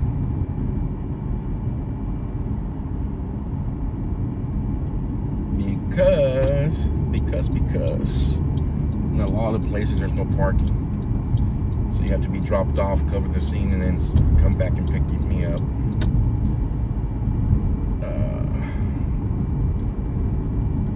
What was all that under the bridge? I didn't see. If it was a whole bunch of trash, it's probably an encampment.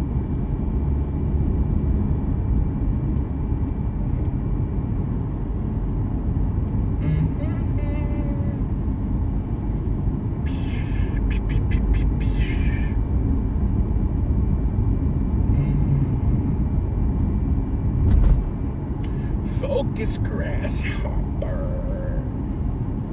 Gotta go all the way to the other side.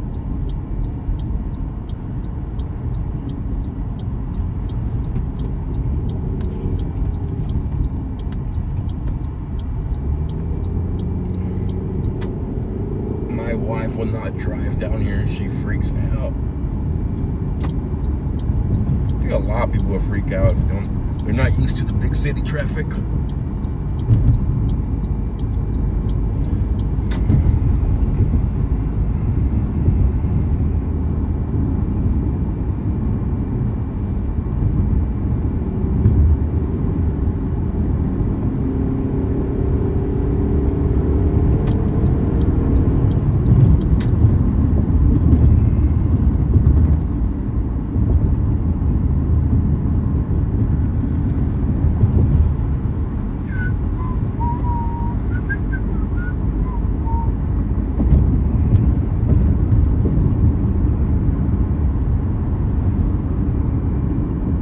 Yeah, you have to drive offensively and not be scared, because if you're scared as you're trying to merge into, it's not going to work out.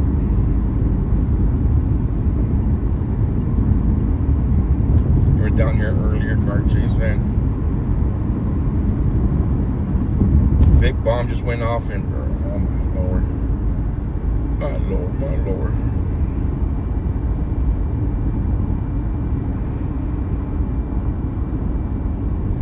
So let's talk for the next couple of days, guys. I gotta go back to work tomorrow night. I gotta work Tuesday and Wednesday. No night streams for the day. Maybe a little bit coverage on what's happening in Iran. Iran.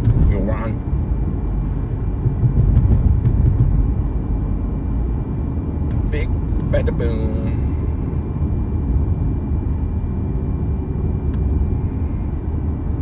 Maybe we could do some home.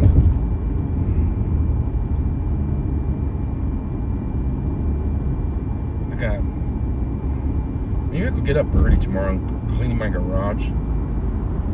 Finally clean my garage and move my desk out to the garage. I have an AC unit in the garage for the summertime. I'm gonna stop and grab me a drink later on. How was dinner last night? Oh, my girls loved it. My oldest we went to Chili's. They picked Chili's, and my oldest daughter had a friend sleeping over.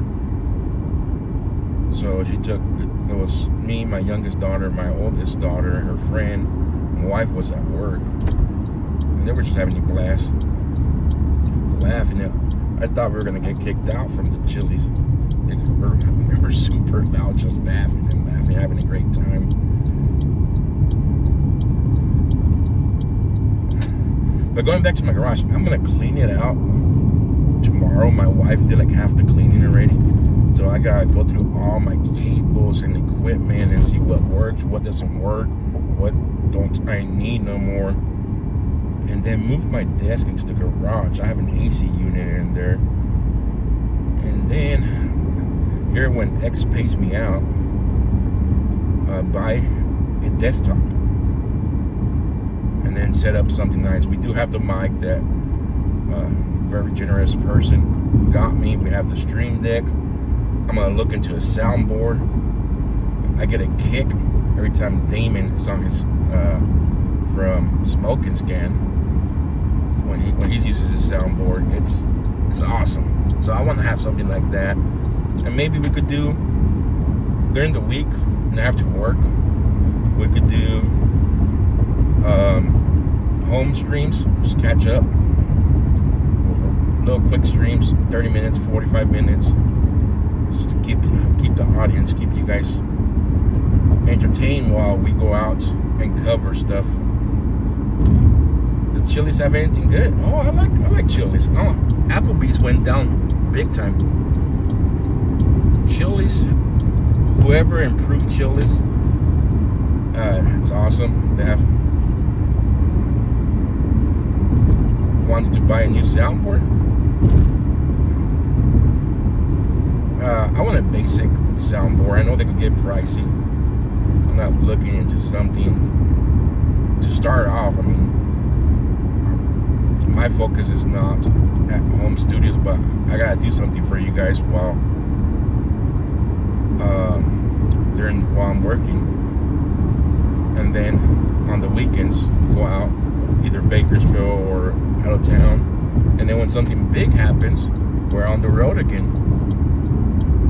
But for those of you that subscribe on YouTube now, I gotta give you guys content. I just can't leave you guys hanging for 4 or 5 days without streaming and then come back out. That's not good. If you guys are supporting on YouTube through memberships, I gotta give you guys something.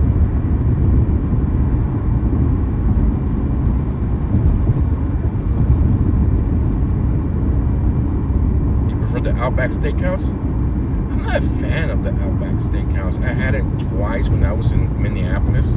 It's just because it was right next to my hotel. And I think if I want to go steak and sit down and grab me a decent steak, I'm going to the Texas Roadhouse.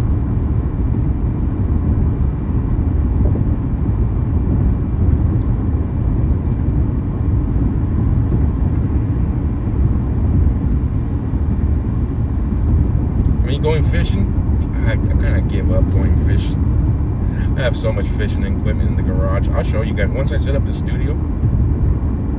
I gotta fix some walls in the garage and so forth, but I'll show you all my fishing equipment that's just sitting there.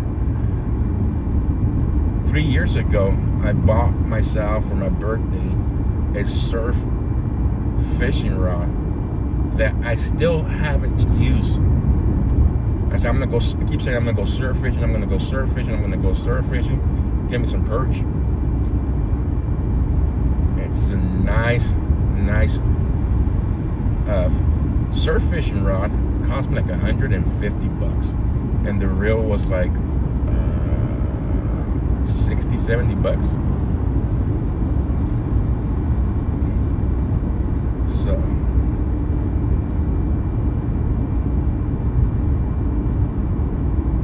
Dream Catchers as well. Joe, you remember that purchase? Yeah, and I still haven't used it.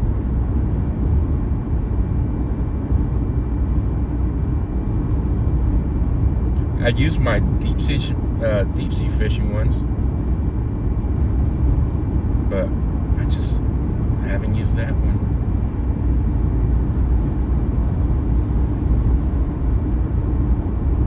No riot gear tonight, guys. No tear gas. No non-lethals.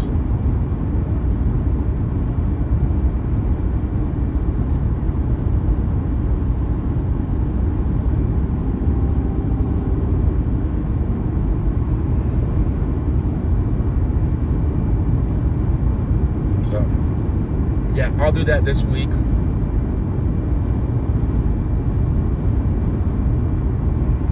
Clean the garage and get ready.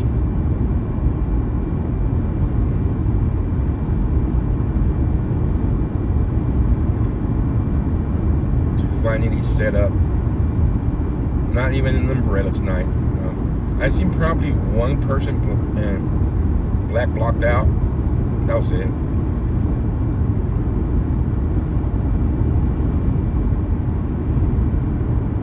I think the next big one in LA is going to be March 28, guys. They've been promoting March 28 for a very long time.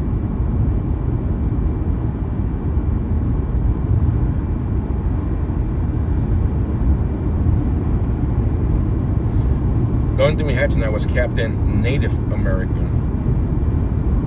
That's what he called himself. I'm Captain Native American. Dressing Captain America.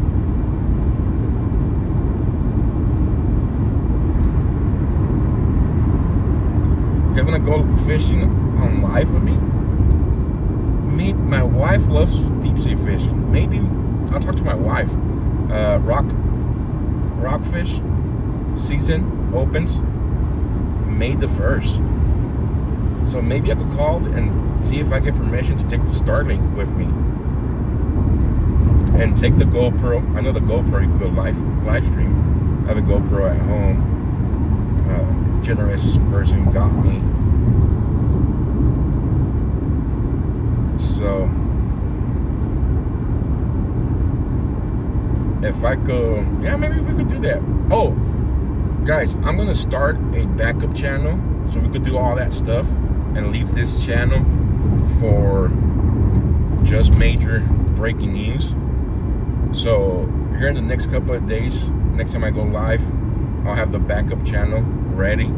That way you guys who like to hang out while I'm driving doing this, go hang out. And when we cover big protests and you guys wanna hang out to the drive, I'll end the stream on this one and then start a new stream on the backup channel.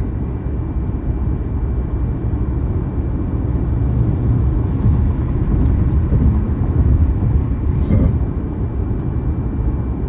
we'll do that.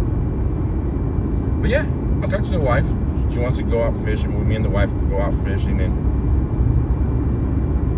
I need some rockfish. I finally, I haven't been rock fishing I didn't go last year. I went the year before, I think.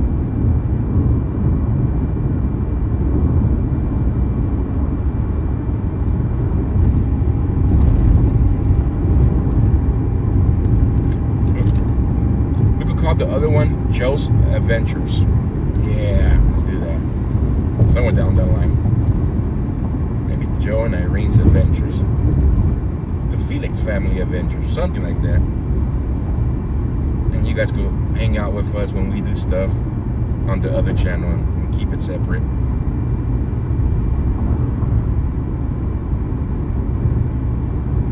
You want to be sure to get the backup channel? Yeah, that way I'm able to separate things.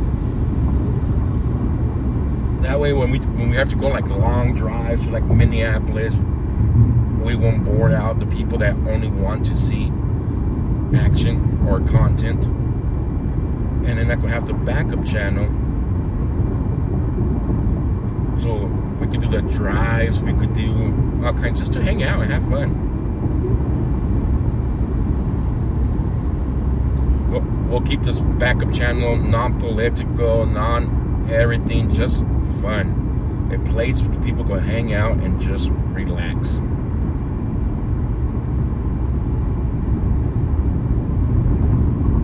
Felix Family Fun? Yeah. Somewhere down the lines.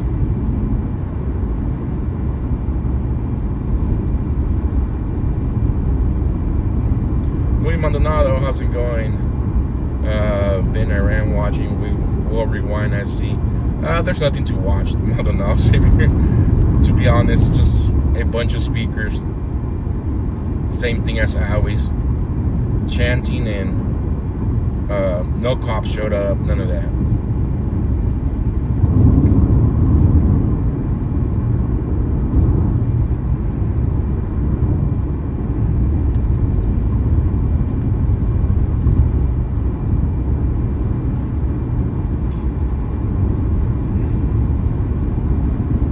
And I gotta find a way to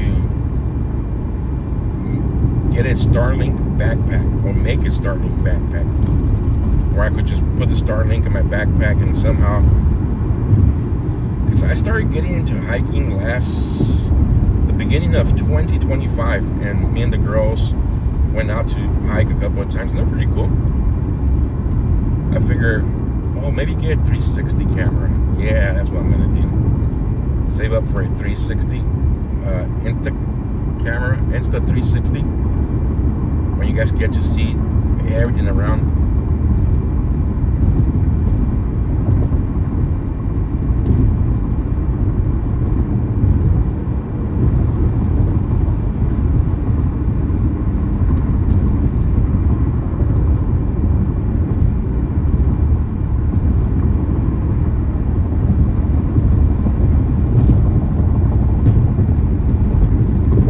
If the charter boat will allow me to bring a Starlink on board.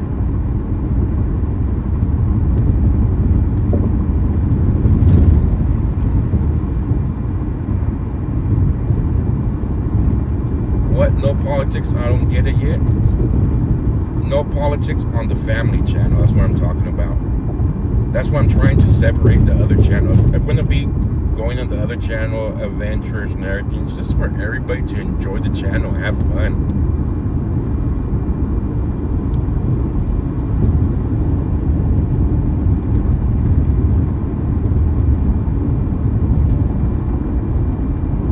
I mean, if we're out hiking and we're out doing something that we want to enjoy nature and not have people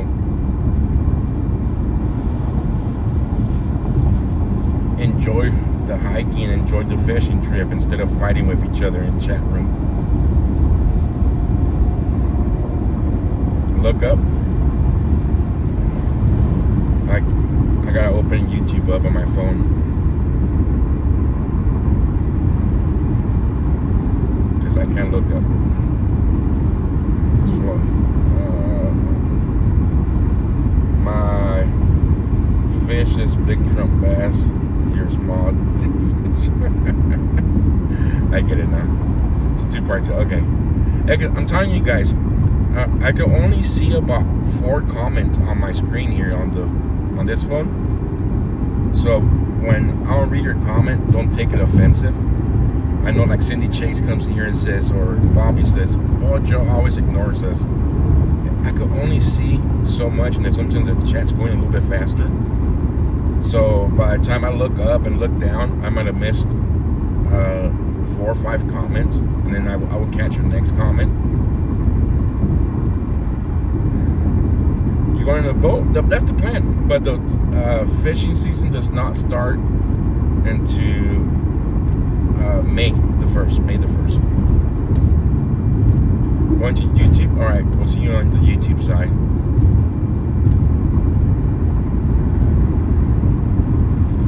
So yeah, my wife has always said that too. She's like, how come we don't start a family channel? I was like, maybe this is the year. Now that the girls are a little bit bigger.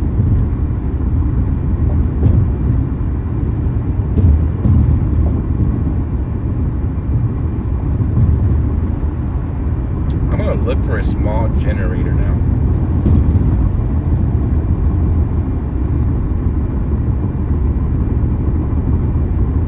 Half the fun is my confusion. Great. I'm glad you get entertainment out of my confusion. Yeah, guys, we're going back to Bakersfield.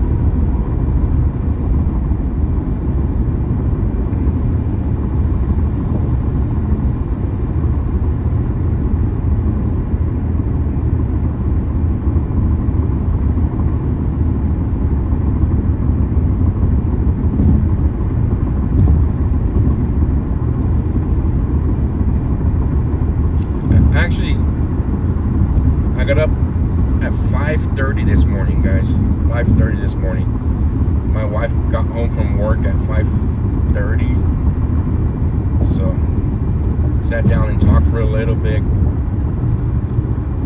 Girls wake up back around 5:45, so by the time my wife gets home, the girls are getting up.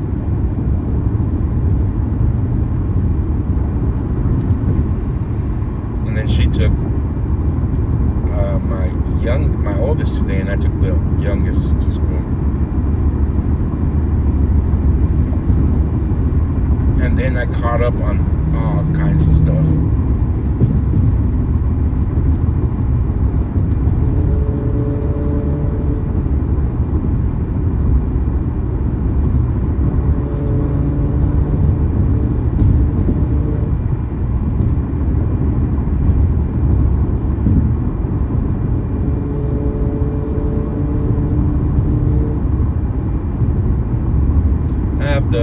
I have 3 Honda generators that have been great.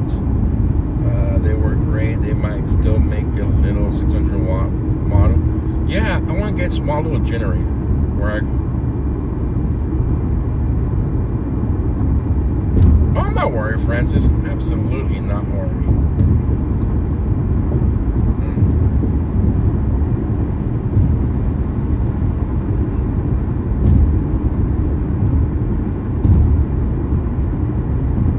Montana, thank you so much for stopping by. You get some rest.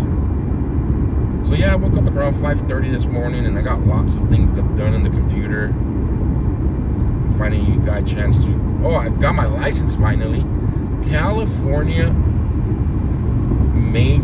I think I paid like 40. I can't remember what I paid for my license last 2-3 weeks ago when I was down here. It was like $40-something, and the quality. They upped the price and they bumped down the quality of the driver's license. Before it's a lot thicker. Now my driver's license thin. It's weird looking now. I don't know. I didn't like it. But now that I got my driver's license, I'm able to submit. I was able to submit a recovery for my account on X payouts. That way I could prove who I am.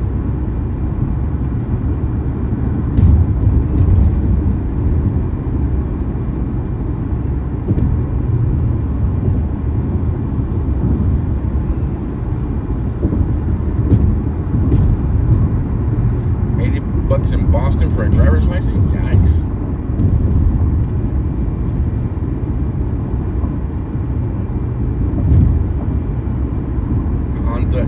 Engine.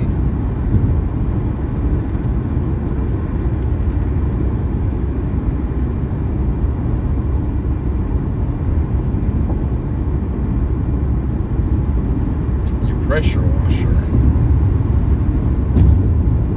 I don't cuff, long cuff.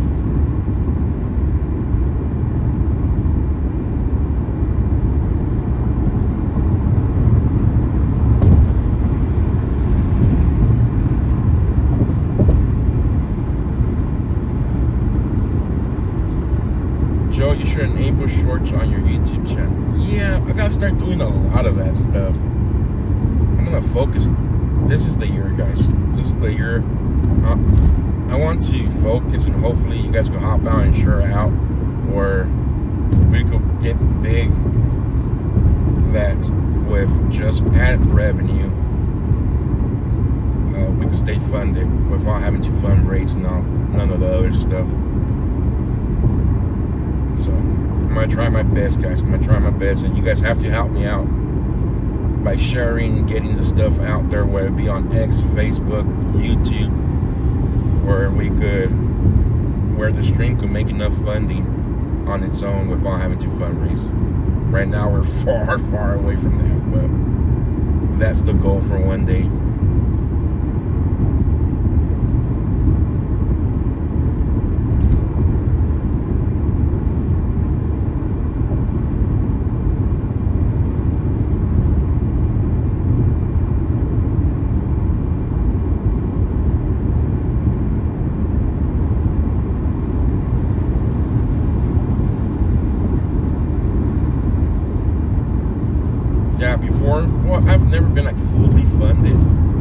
its own. We always have to fundraise. But before we used to get some funding. Right now we'll get almost nothing from ads and all that. I think Facebook payout last month was like $45 for the whole month. And that's all the protests we cover in what do you call it? In Minneapolis.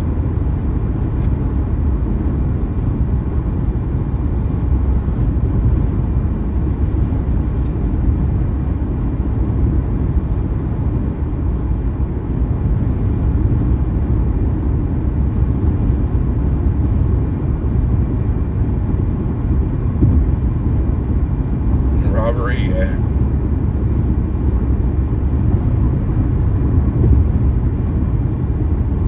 Now let's drop that conversation, Casemiro. I know who.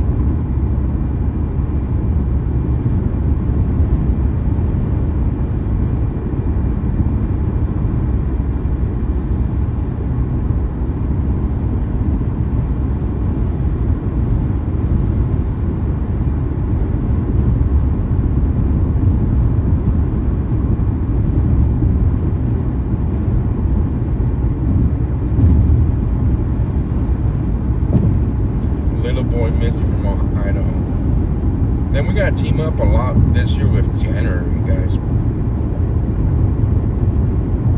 There's a lot of missings in Bakersfield.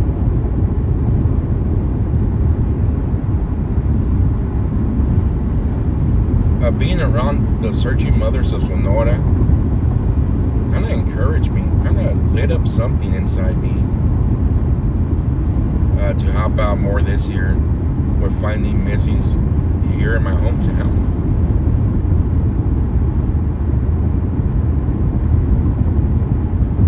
Just seeing how Lupita Deo, one of the mothers, 71 years old, and I'm 40 and I can't even get out there and help out on my time off, away from the cameras, to assist in searches. This grandmother, who's a acting mother for her grandchildren since her son went missing, is out there, works hard full time, puts money out of her own pocket, donates to the own cause from her hard-earned money.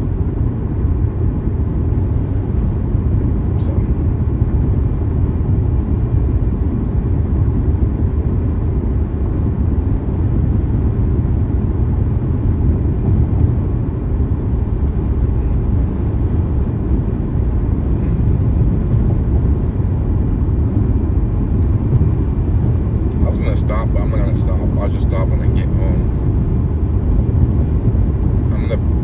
It's gonna buffer for a little bit, guys, because I'm gonna put you guys on the start link. Right now we are on cell service, but we're about to enter the grapevine. And once we enter the grapevine, we are gonna need the start link. So 1 second, it's gonna buffer. Hang in there while we switch over to the start link.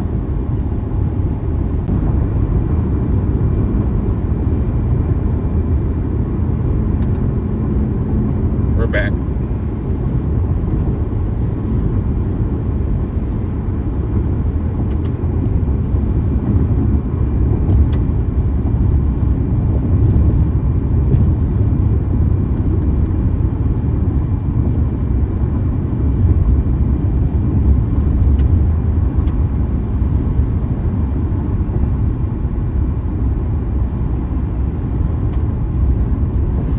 Back.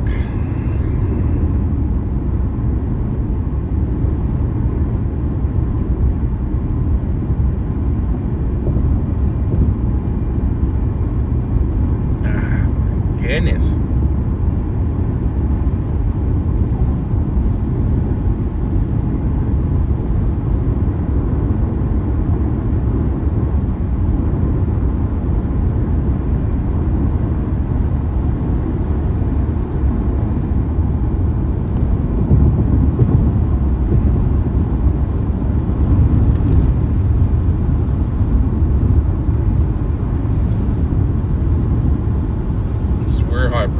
there's so many missing kids, missing person, guys.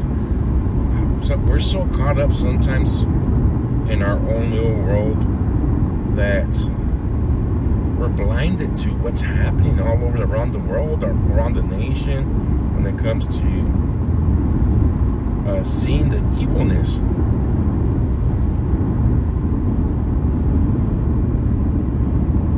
I mean, to go harm a kid, kidnap a person, it's some dark, evil stuff.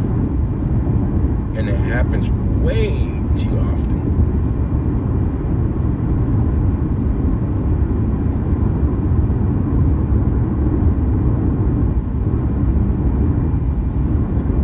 Alien abductions.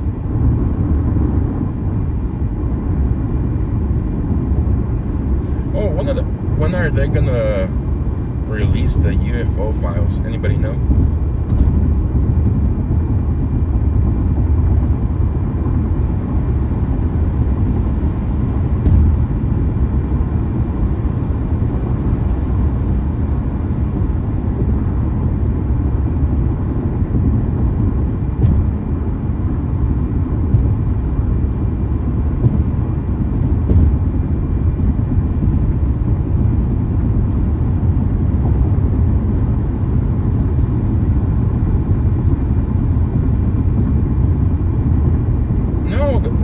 President Trump called for a release of all kinds of other files.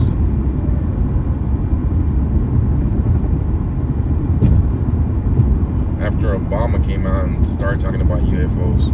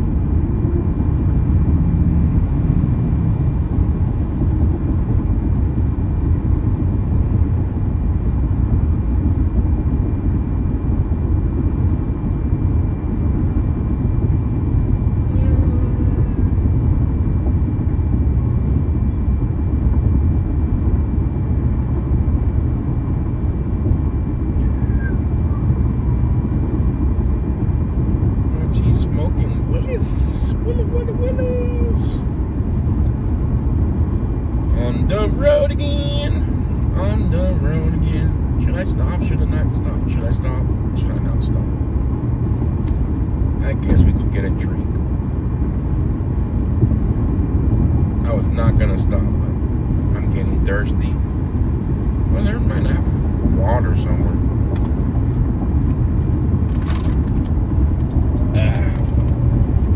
Where's my backpack? There it is. Need to drink some H2O. H2O is a lot better than buying some sugar drinks.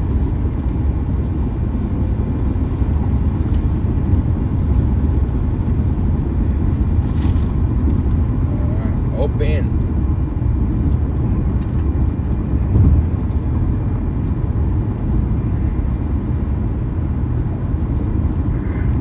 Water sucks. Really, really sucks. How many people remember the Waterboy movie?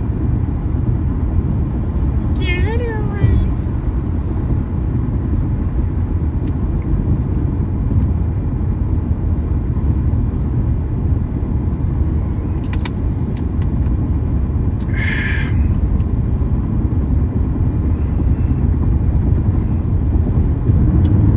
Yeah, I'm on my way home.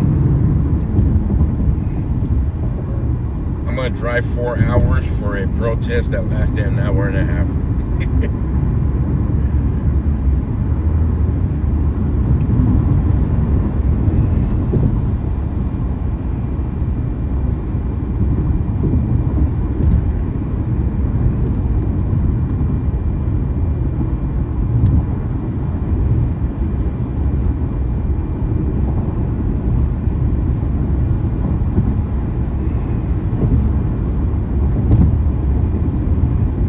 California is just one big city? In some parts, yes.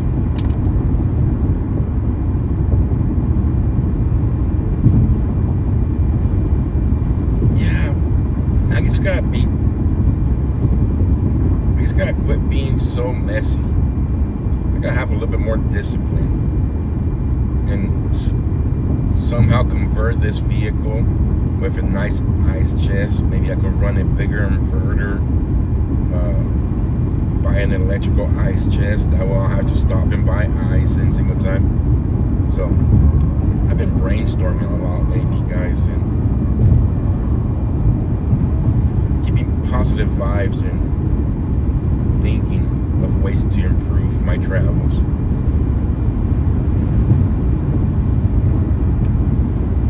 I think the reason that I break the tripods too often because I'm clumsy a lot of times. I don't know. I gotta start taking care of the stuff I have a lot better. I thought getting my anxiety through the roof and just throwing stuff in the vehicle and hurry up to the next spot. Take a little bit more time and put the stuff away correctly. Who cares if we missed the other one by 2-3 minutes?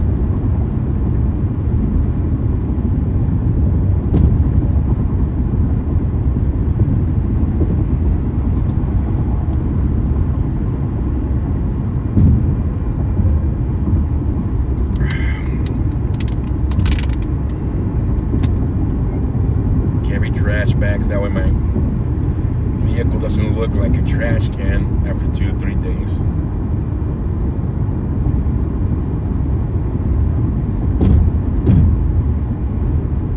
Yeah, maybe a T-pump where I can fit my tripods in. Ellie, good night.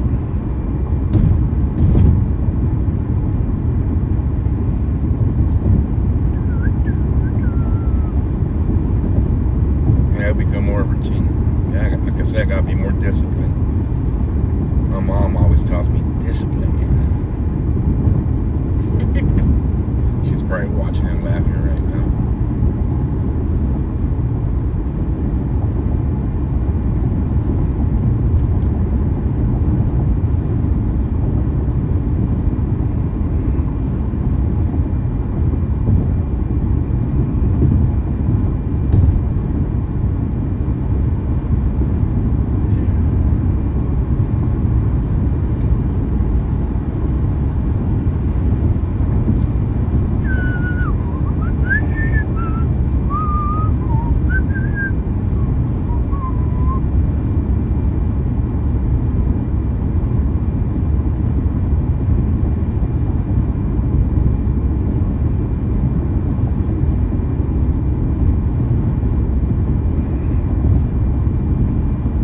Anyone here try McDonald's Bake Arc at all?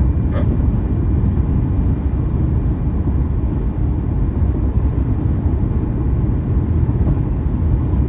You can't tell I have a good mama. Yeah, I have a great mama.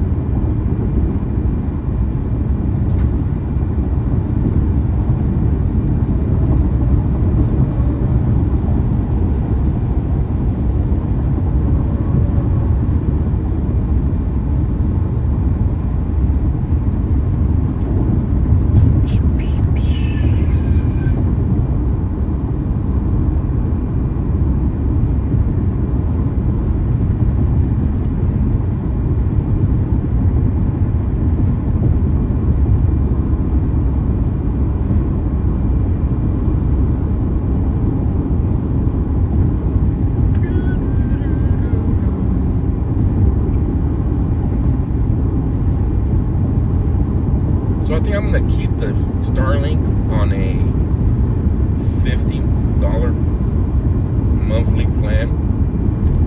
That way, whenever we do stream in Bakersfield, we go somewhere, we're not always gonna need a Starlink. So even in Bakersfield, but there are some parts of Bakersfield that we do need a Starlink. So I think I'm gonna keep that Starlink, and we should be good. Just not use, leave it up there, don't use it unless we have to. That way I won't drain the 100 gigabytes, because you can go through 100 gigabytes real quick.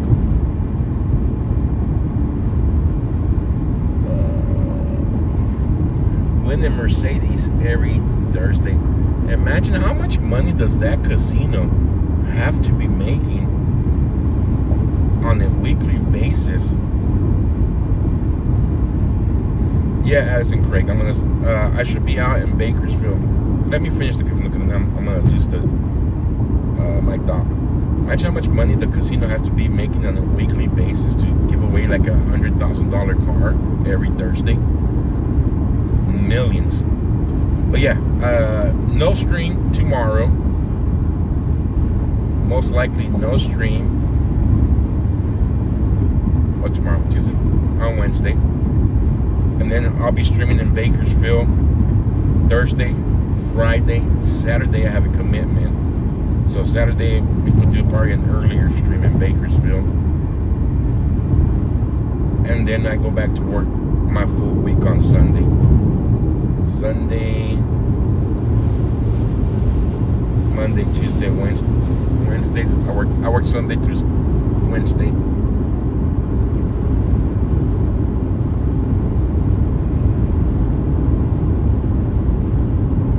So maybe one day I could go back to doing this full time.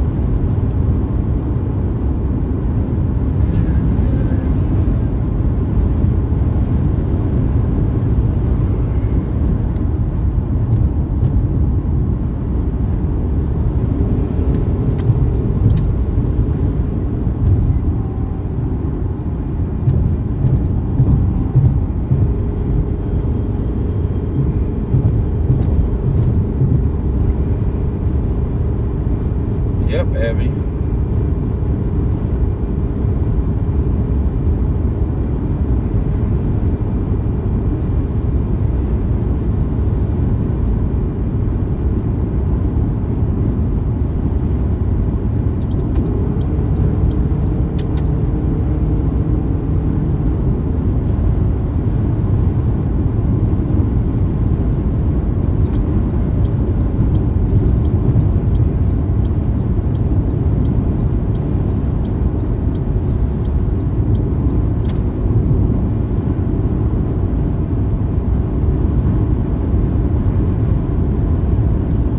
Gas prices are up already.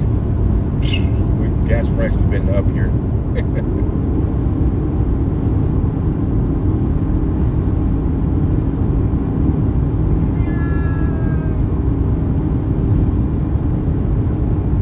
I love this Toyota RAV4, and it runs very smooth. Toyota makes great cars.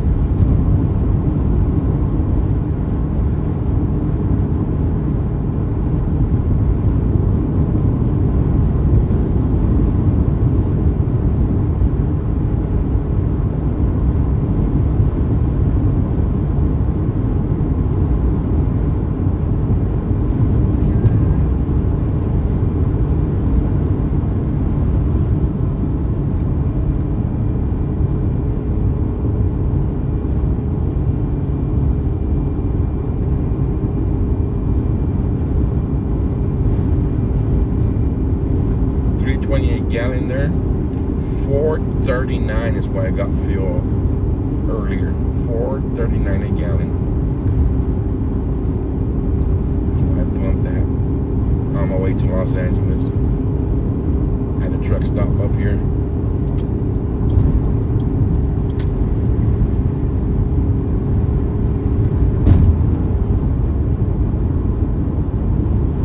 Nice relaxing drive. Nice.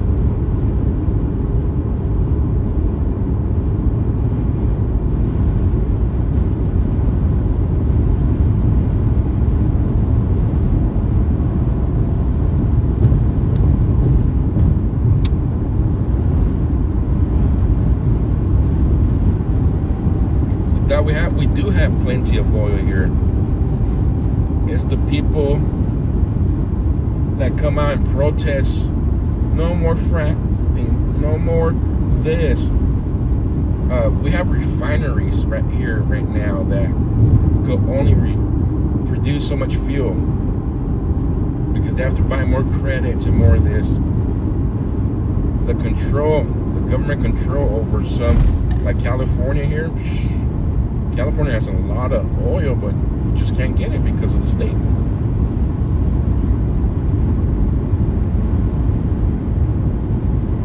How much diesel's here? Almost over $5, I think.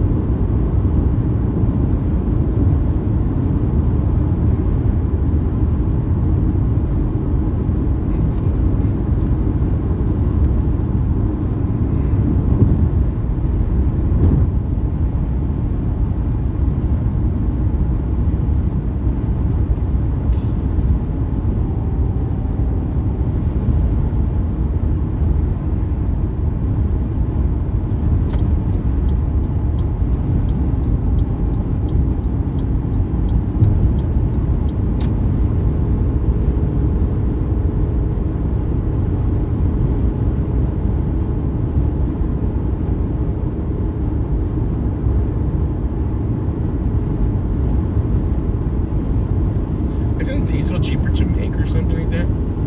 I can't remember what I read up.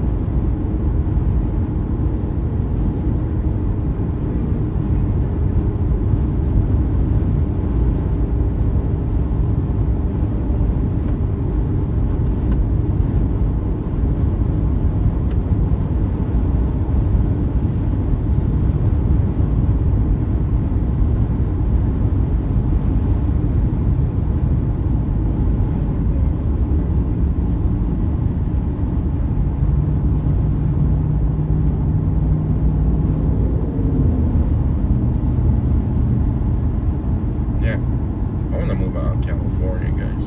But now I can because my daughter doesn't want to go nowhere else.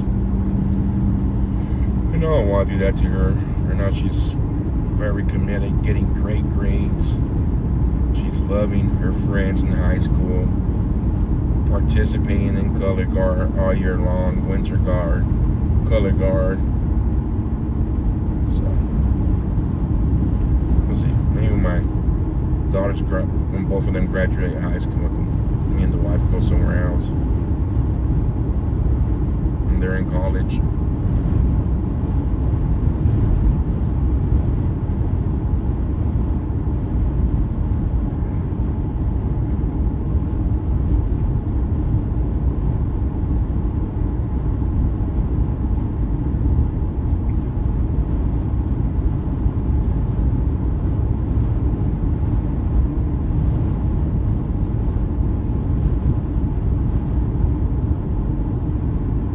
What's color guard? They have flags and they throw them up in the air and they perform 2 songs.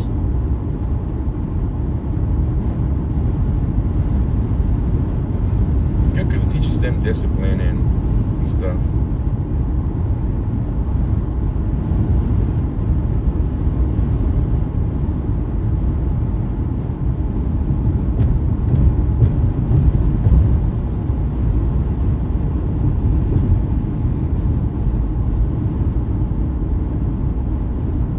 Flashing me for? Dummy. Damn truckers.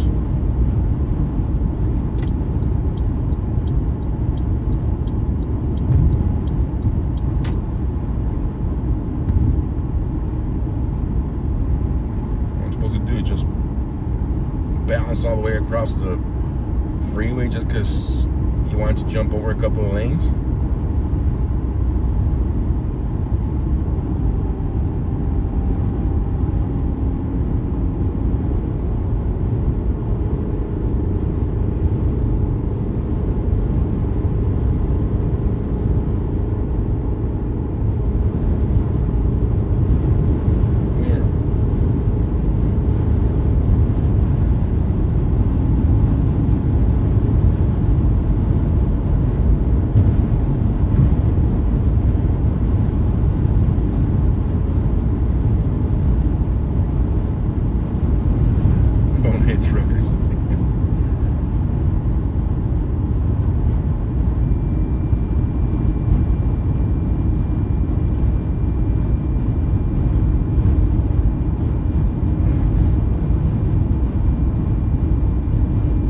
less traffic today than yesterday.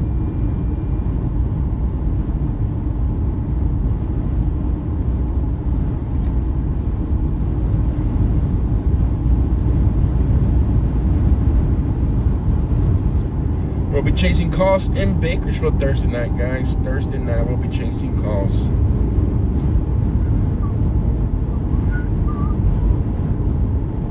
Maybe the wife will come with me Thursday. She's off. I'll ask her if she wants to come along on Thursday.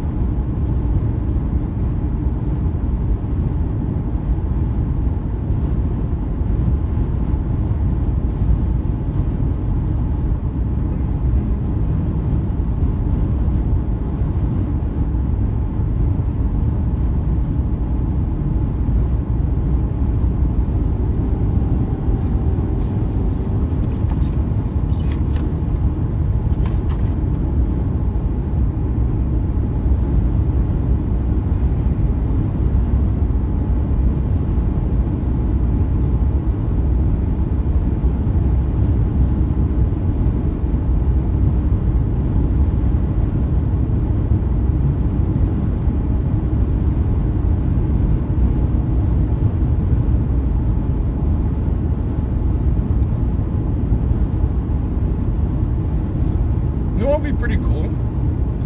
Do a cam footage for the war right now, or the bombing, which you call it not war, bombing.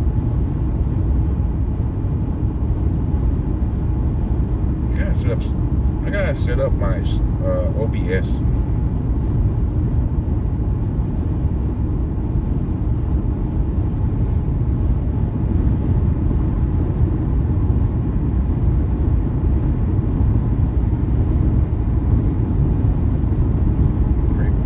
California.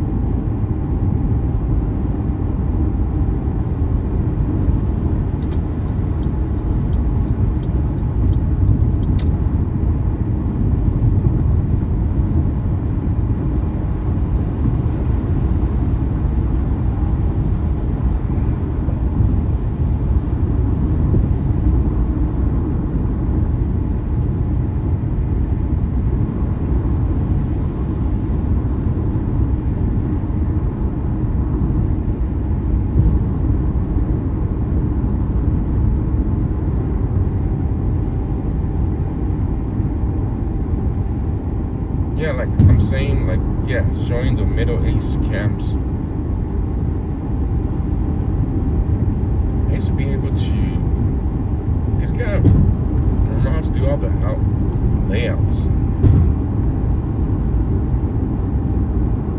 I gotta dump Restream and use Streamlabs. Cause I paid almost $20 for Restream. That sucks.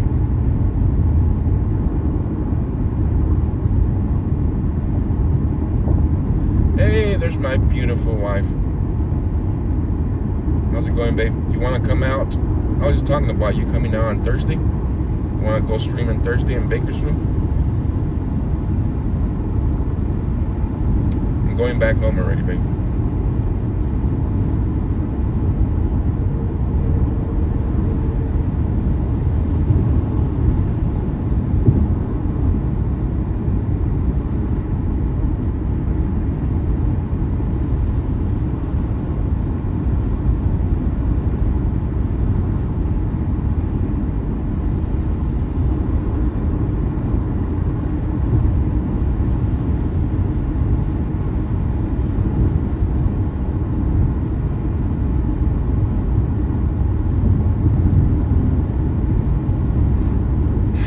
Yeah, sure, why not? As long as you buy me tacos. Done deal. We'll go get some tacos on Thursday. So my wife's coming along on Thursday for Bakersfield police scanner calls with one condition: if I buy her tacos.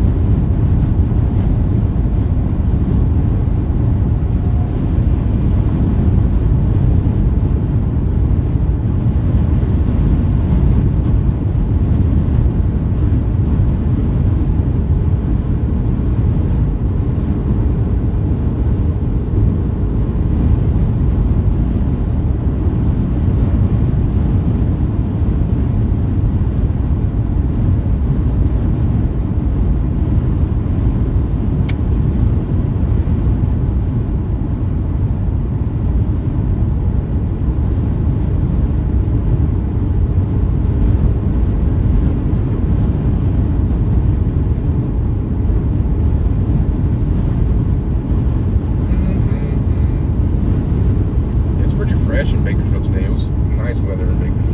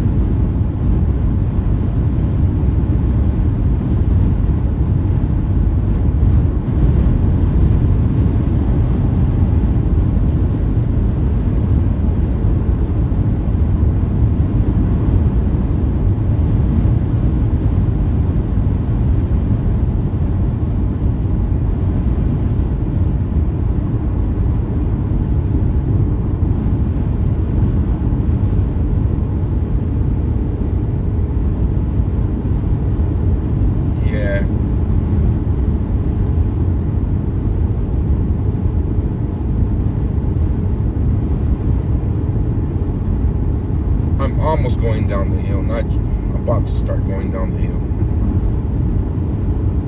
It's Gorman here, and then Fraser Park. And then after we pass that little rest area, we start going down here.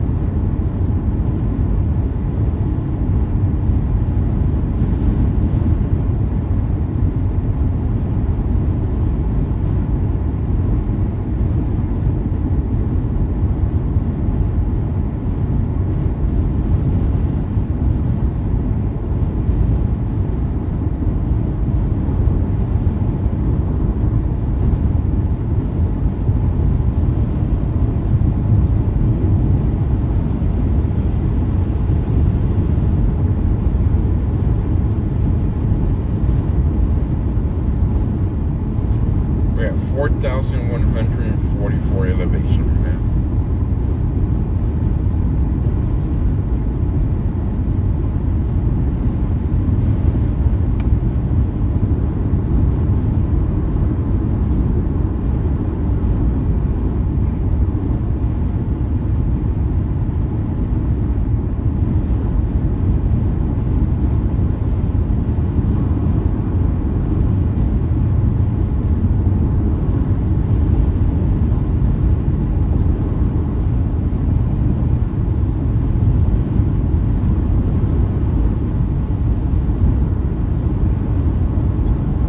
It at Mount Lemon, over 8,000. We didn't go all the way to the tops.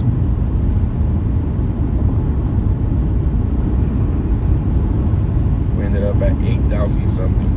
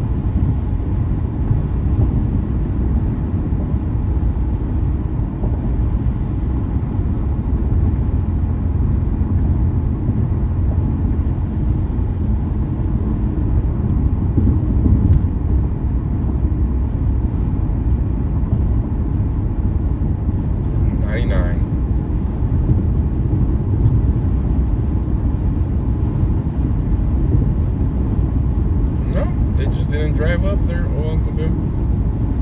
I was just following the rest of the people. Plus, I had Damon with me, so.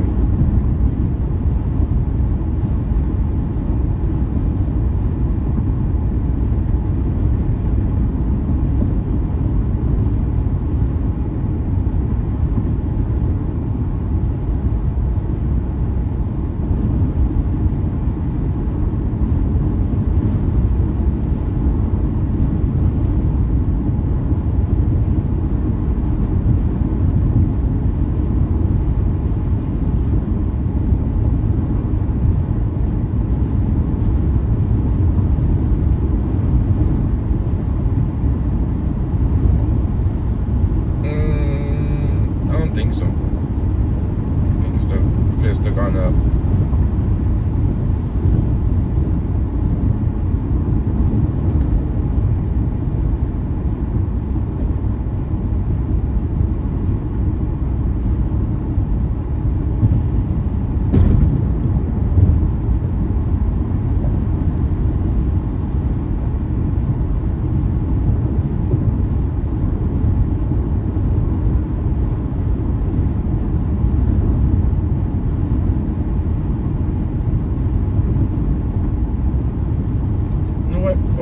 I don't know if, because right there where we were at, it was close. You had to hike up, but there was another street where we turned off. Maybe that could have gone higher. Who knows?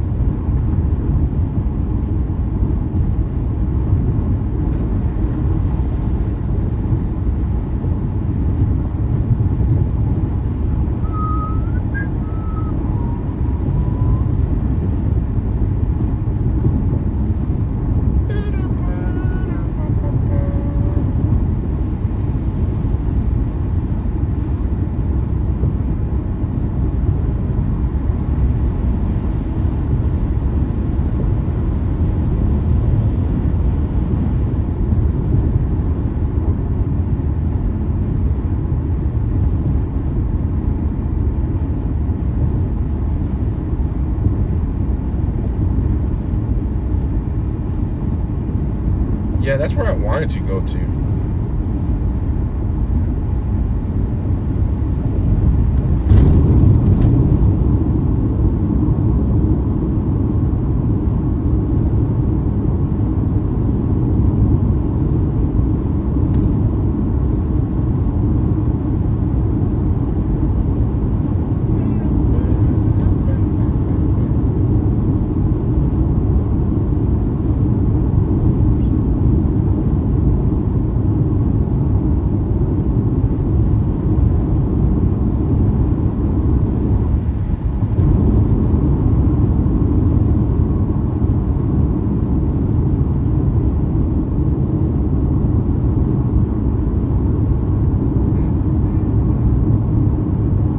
Darlene, thank you so much for that super sticker.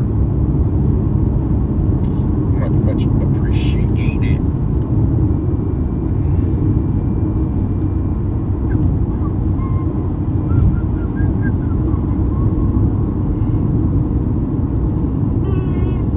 I'm tired of driving, guys, to be honest.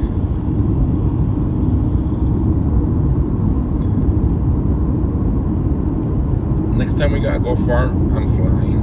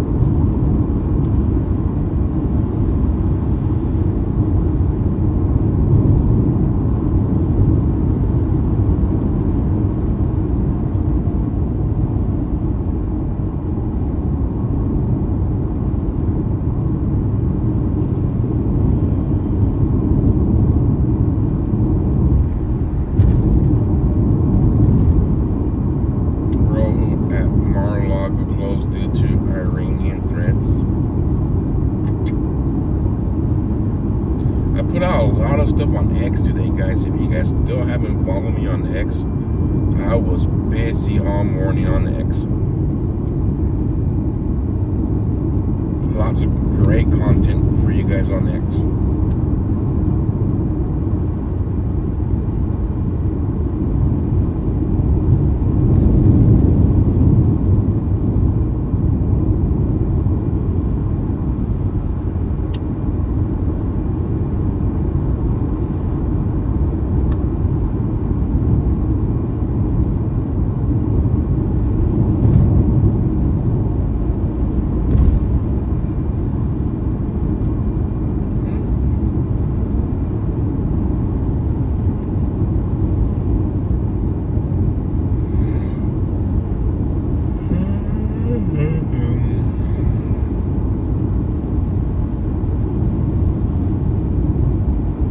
Hey Joe, grab your girls by.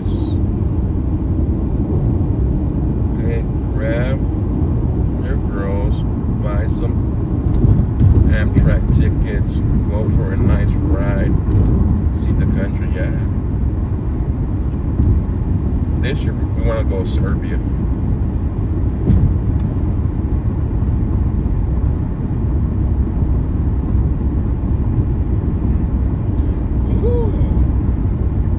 Maybe me and the girls could do some vlogging if we go to Serbia this year.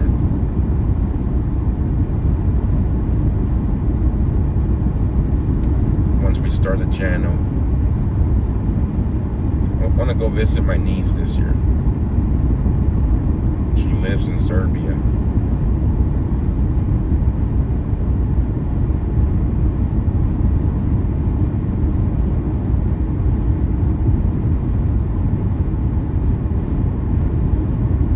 Somebody got busted for going too fast. Oh, that was the white truck that was zooming down.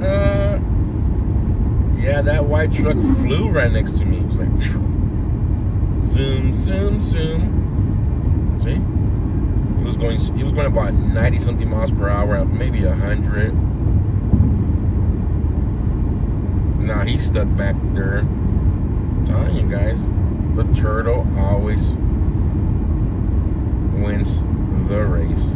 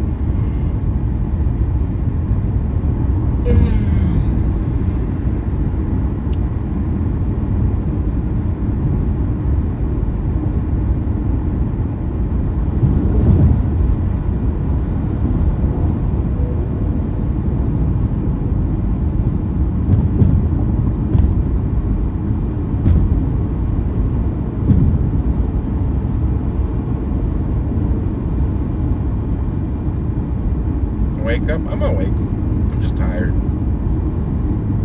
It's been a long day already. Been up since 5:30 a.m.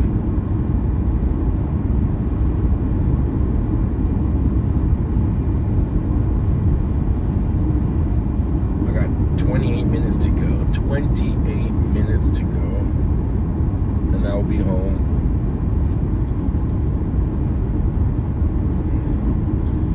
I drove a little bit over 4 hours for a protest that lasted an hour and a half. But hey, we can't win them all, right? I would have stayed home and then when it got wild down here, I would be like, man, how come I didn't make the trip? This happened before too.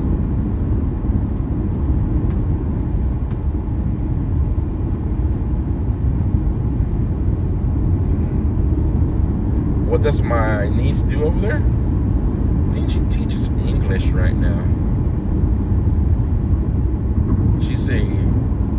She majored in biology, and I think she's teaching English right now in Serbia.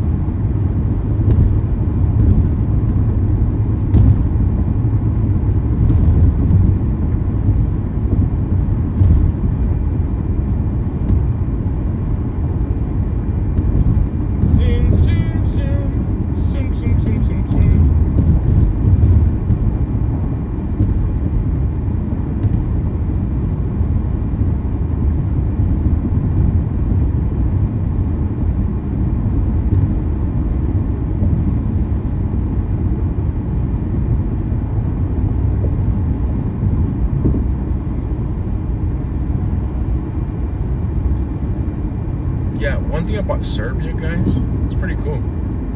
Because they're wanting to, I guess the birth rate dropped big time. So anytime she has a baby, she gets like a whole year off, and they pay her for the whole year. Pretty cool.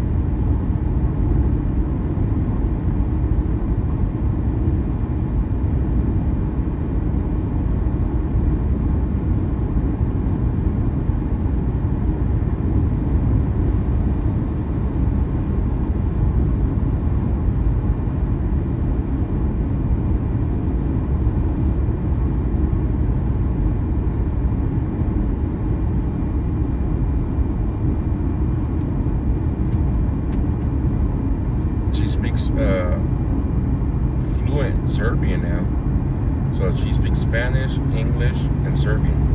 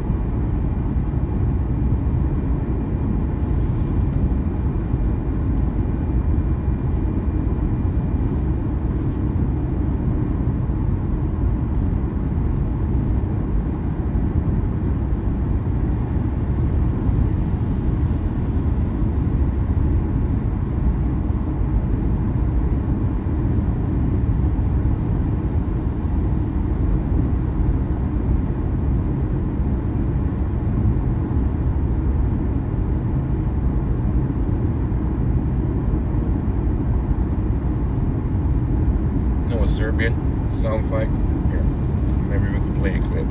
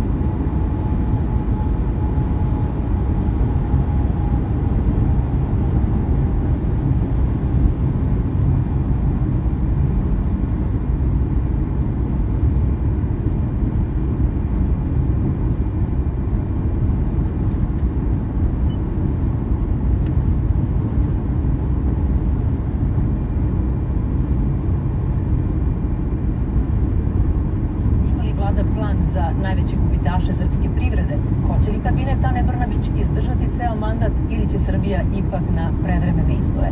O svemu tome, ali i o odnosima vlasti i opozicije, o uspesima i greškama, poređenjima sa ikebanom bez ličnog uticaja, svađama u vladi. That's what Serbian sounds like. She's pretty crazy. She's a smart girl, man. Took her a couple of years to learn how to speak it fluently.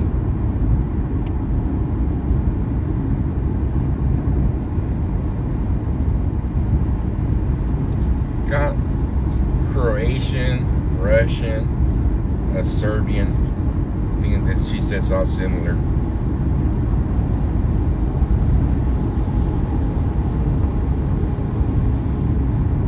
Talks way too fast, I'll be lost.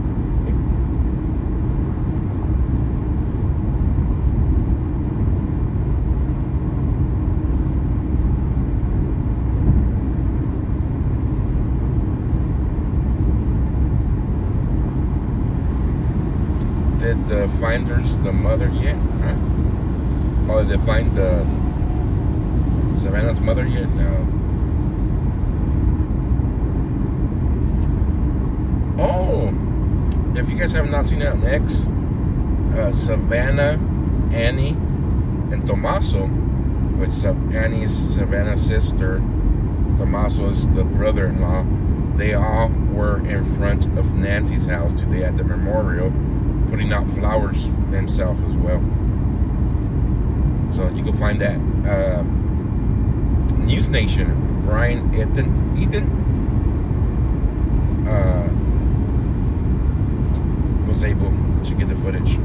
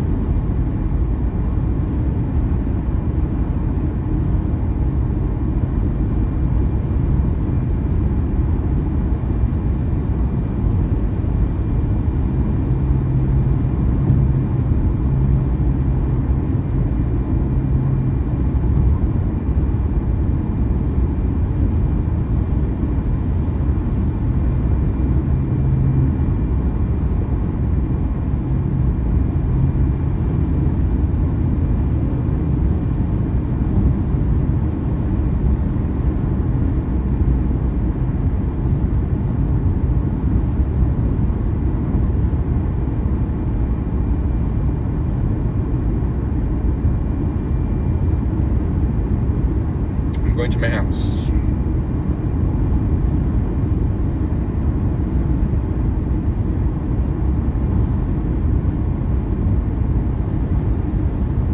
Yeah, the capital is Belgrade.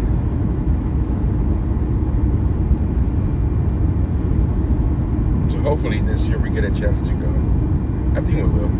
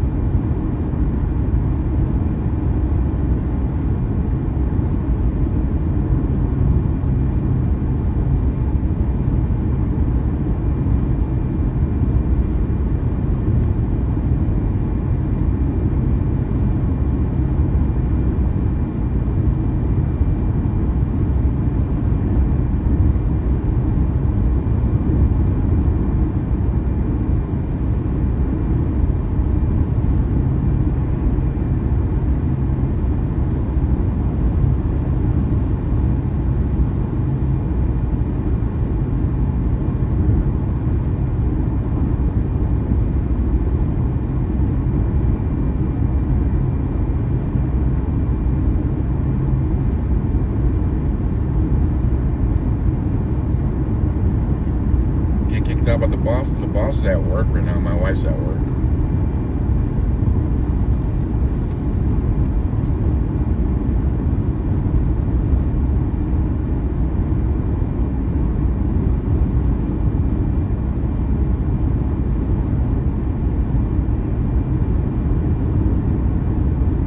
Did I see the interview with Luke and his mother drive safely? Yeah. Seen the interview earlier. Crazy, man. That case, the Nancy case is got botched bad.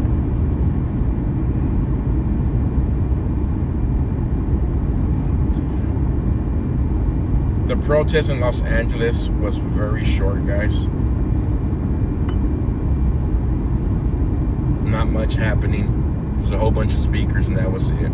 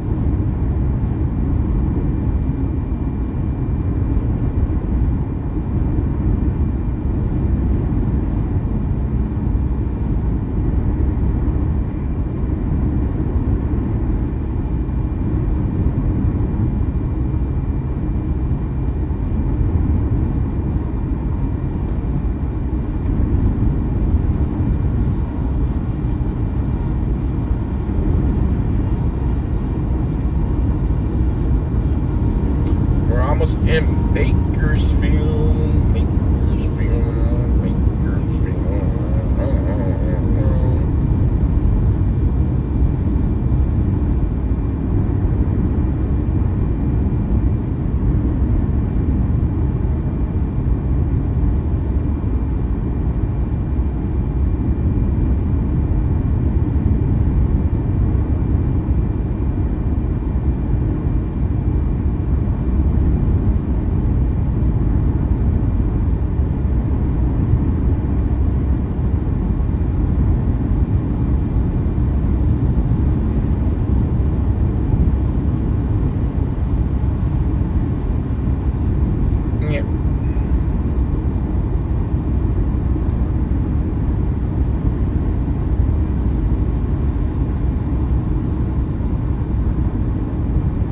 Camera so clear. Well, thank you.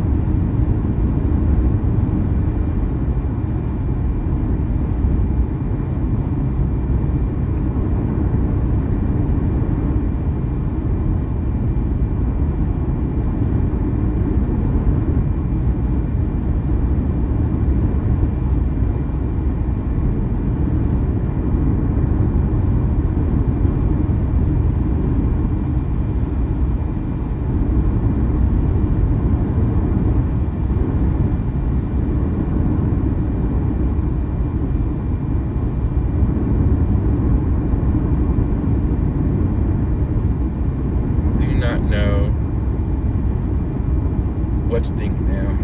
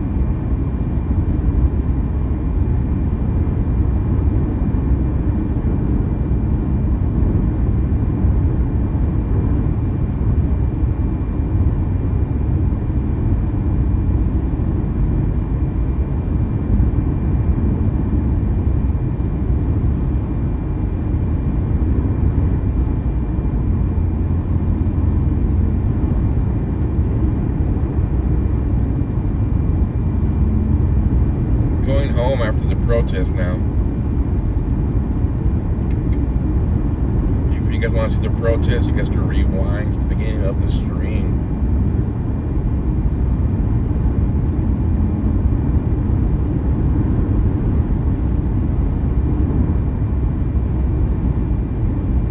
Welcome to Bakersfield, my hometown.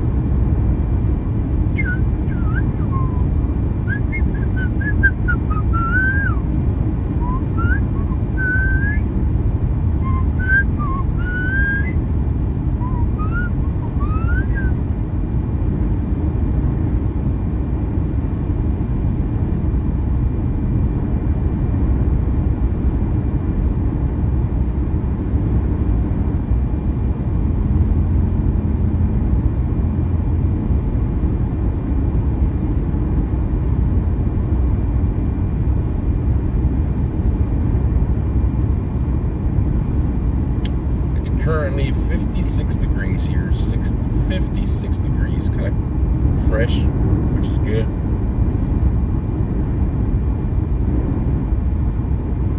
I'm not ready for the hot summer. Not ready for the hot summer.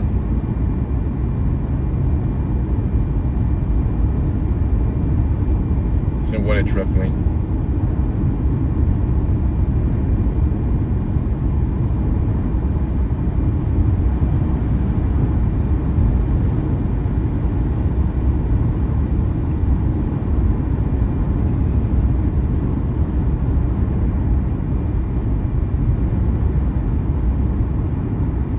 Bakersfield is huge now.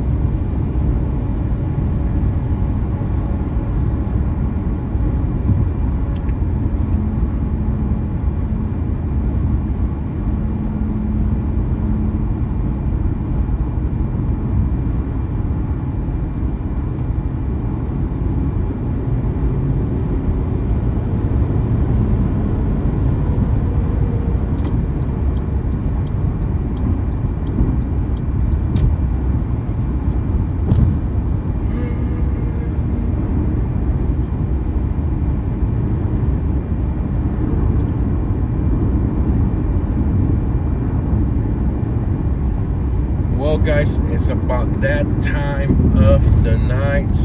I'm in Bakersfield, almost home again. Want to thank the mods. As always, great job. Thank you, the viewers, for tuning in and watching the stream. Thank you, anybody who did any super chats and super stickers. Very, very much appreciated. Y'all have a good night. We'll see you all on Thursday, guys. No stream tomorrow, no stream Wednesday. I'm gonna go back to work. But we'll see you all on Thursday. Me and the wife will be out here chasing police scanner calls. Haven't done a police scanner stream in over 6-7 months, I'll say. Let's see what that turns out to be. But y'all stay safe, be blessed, and we'll catch you all on the next one. Peace. Bye-bye.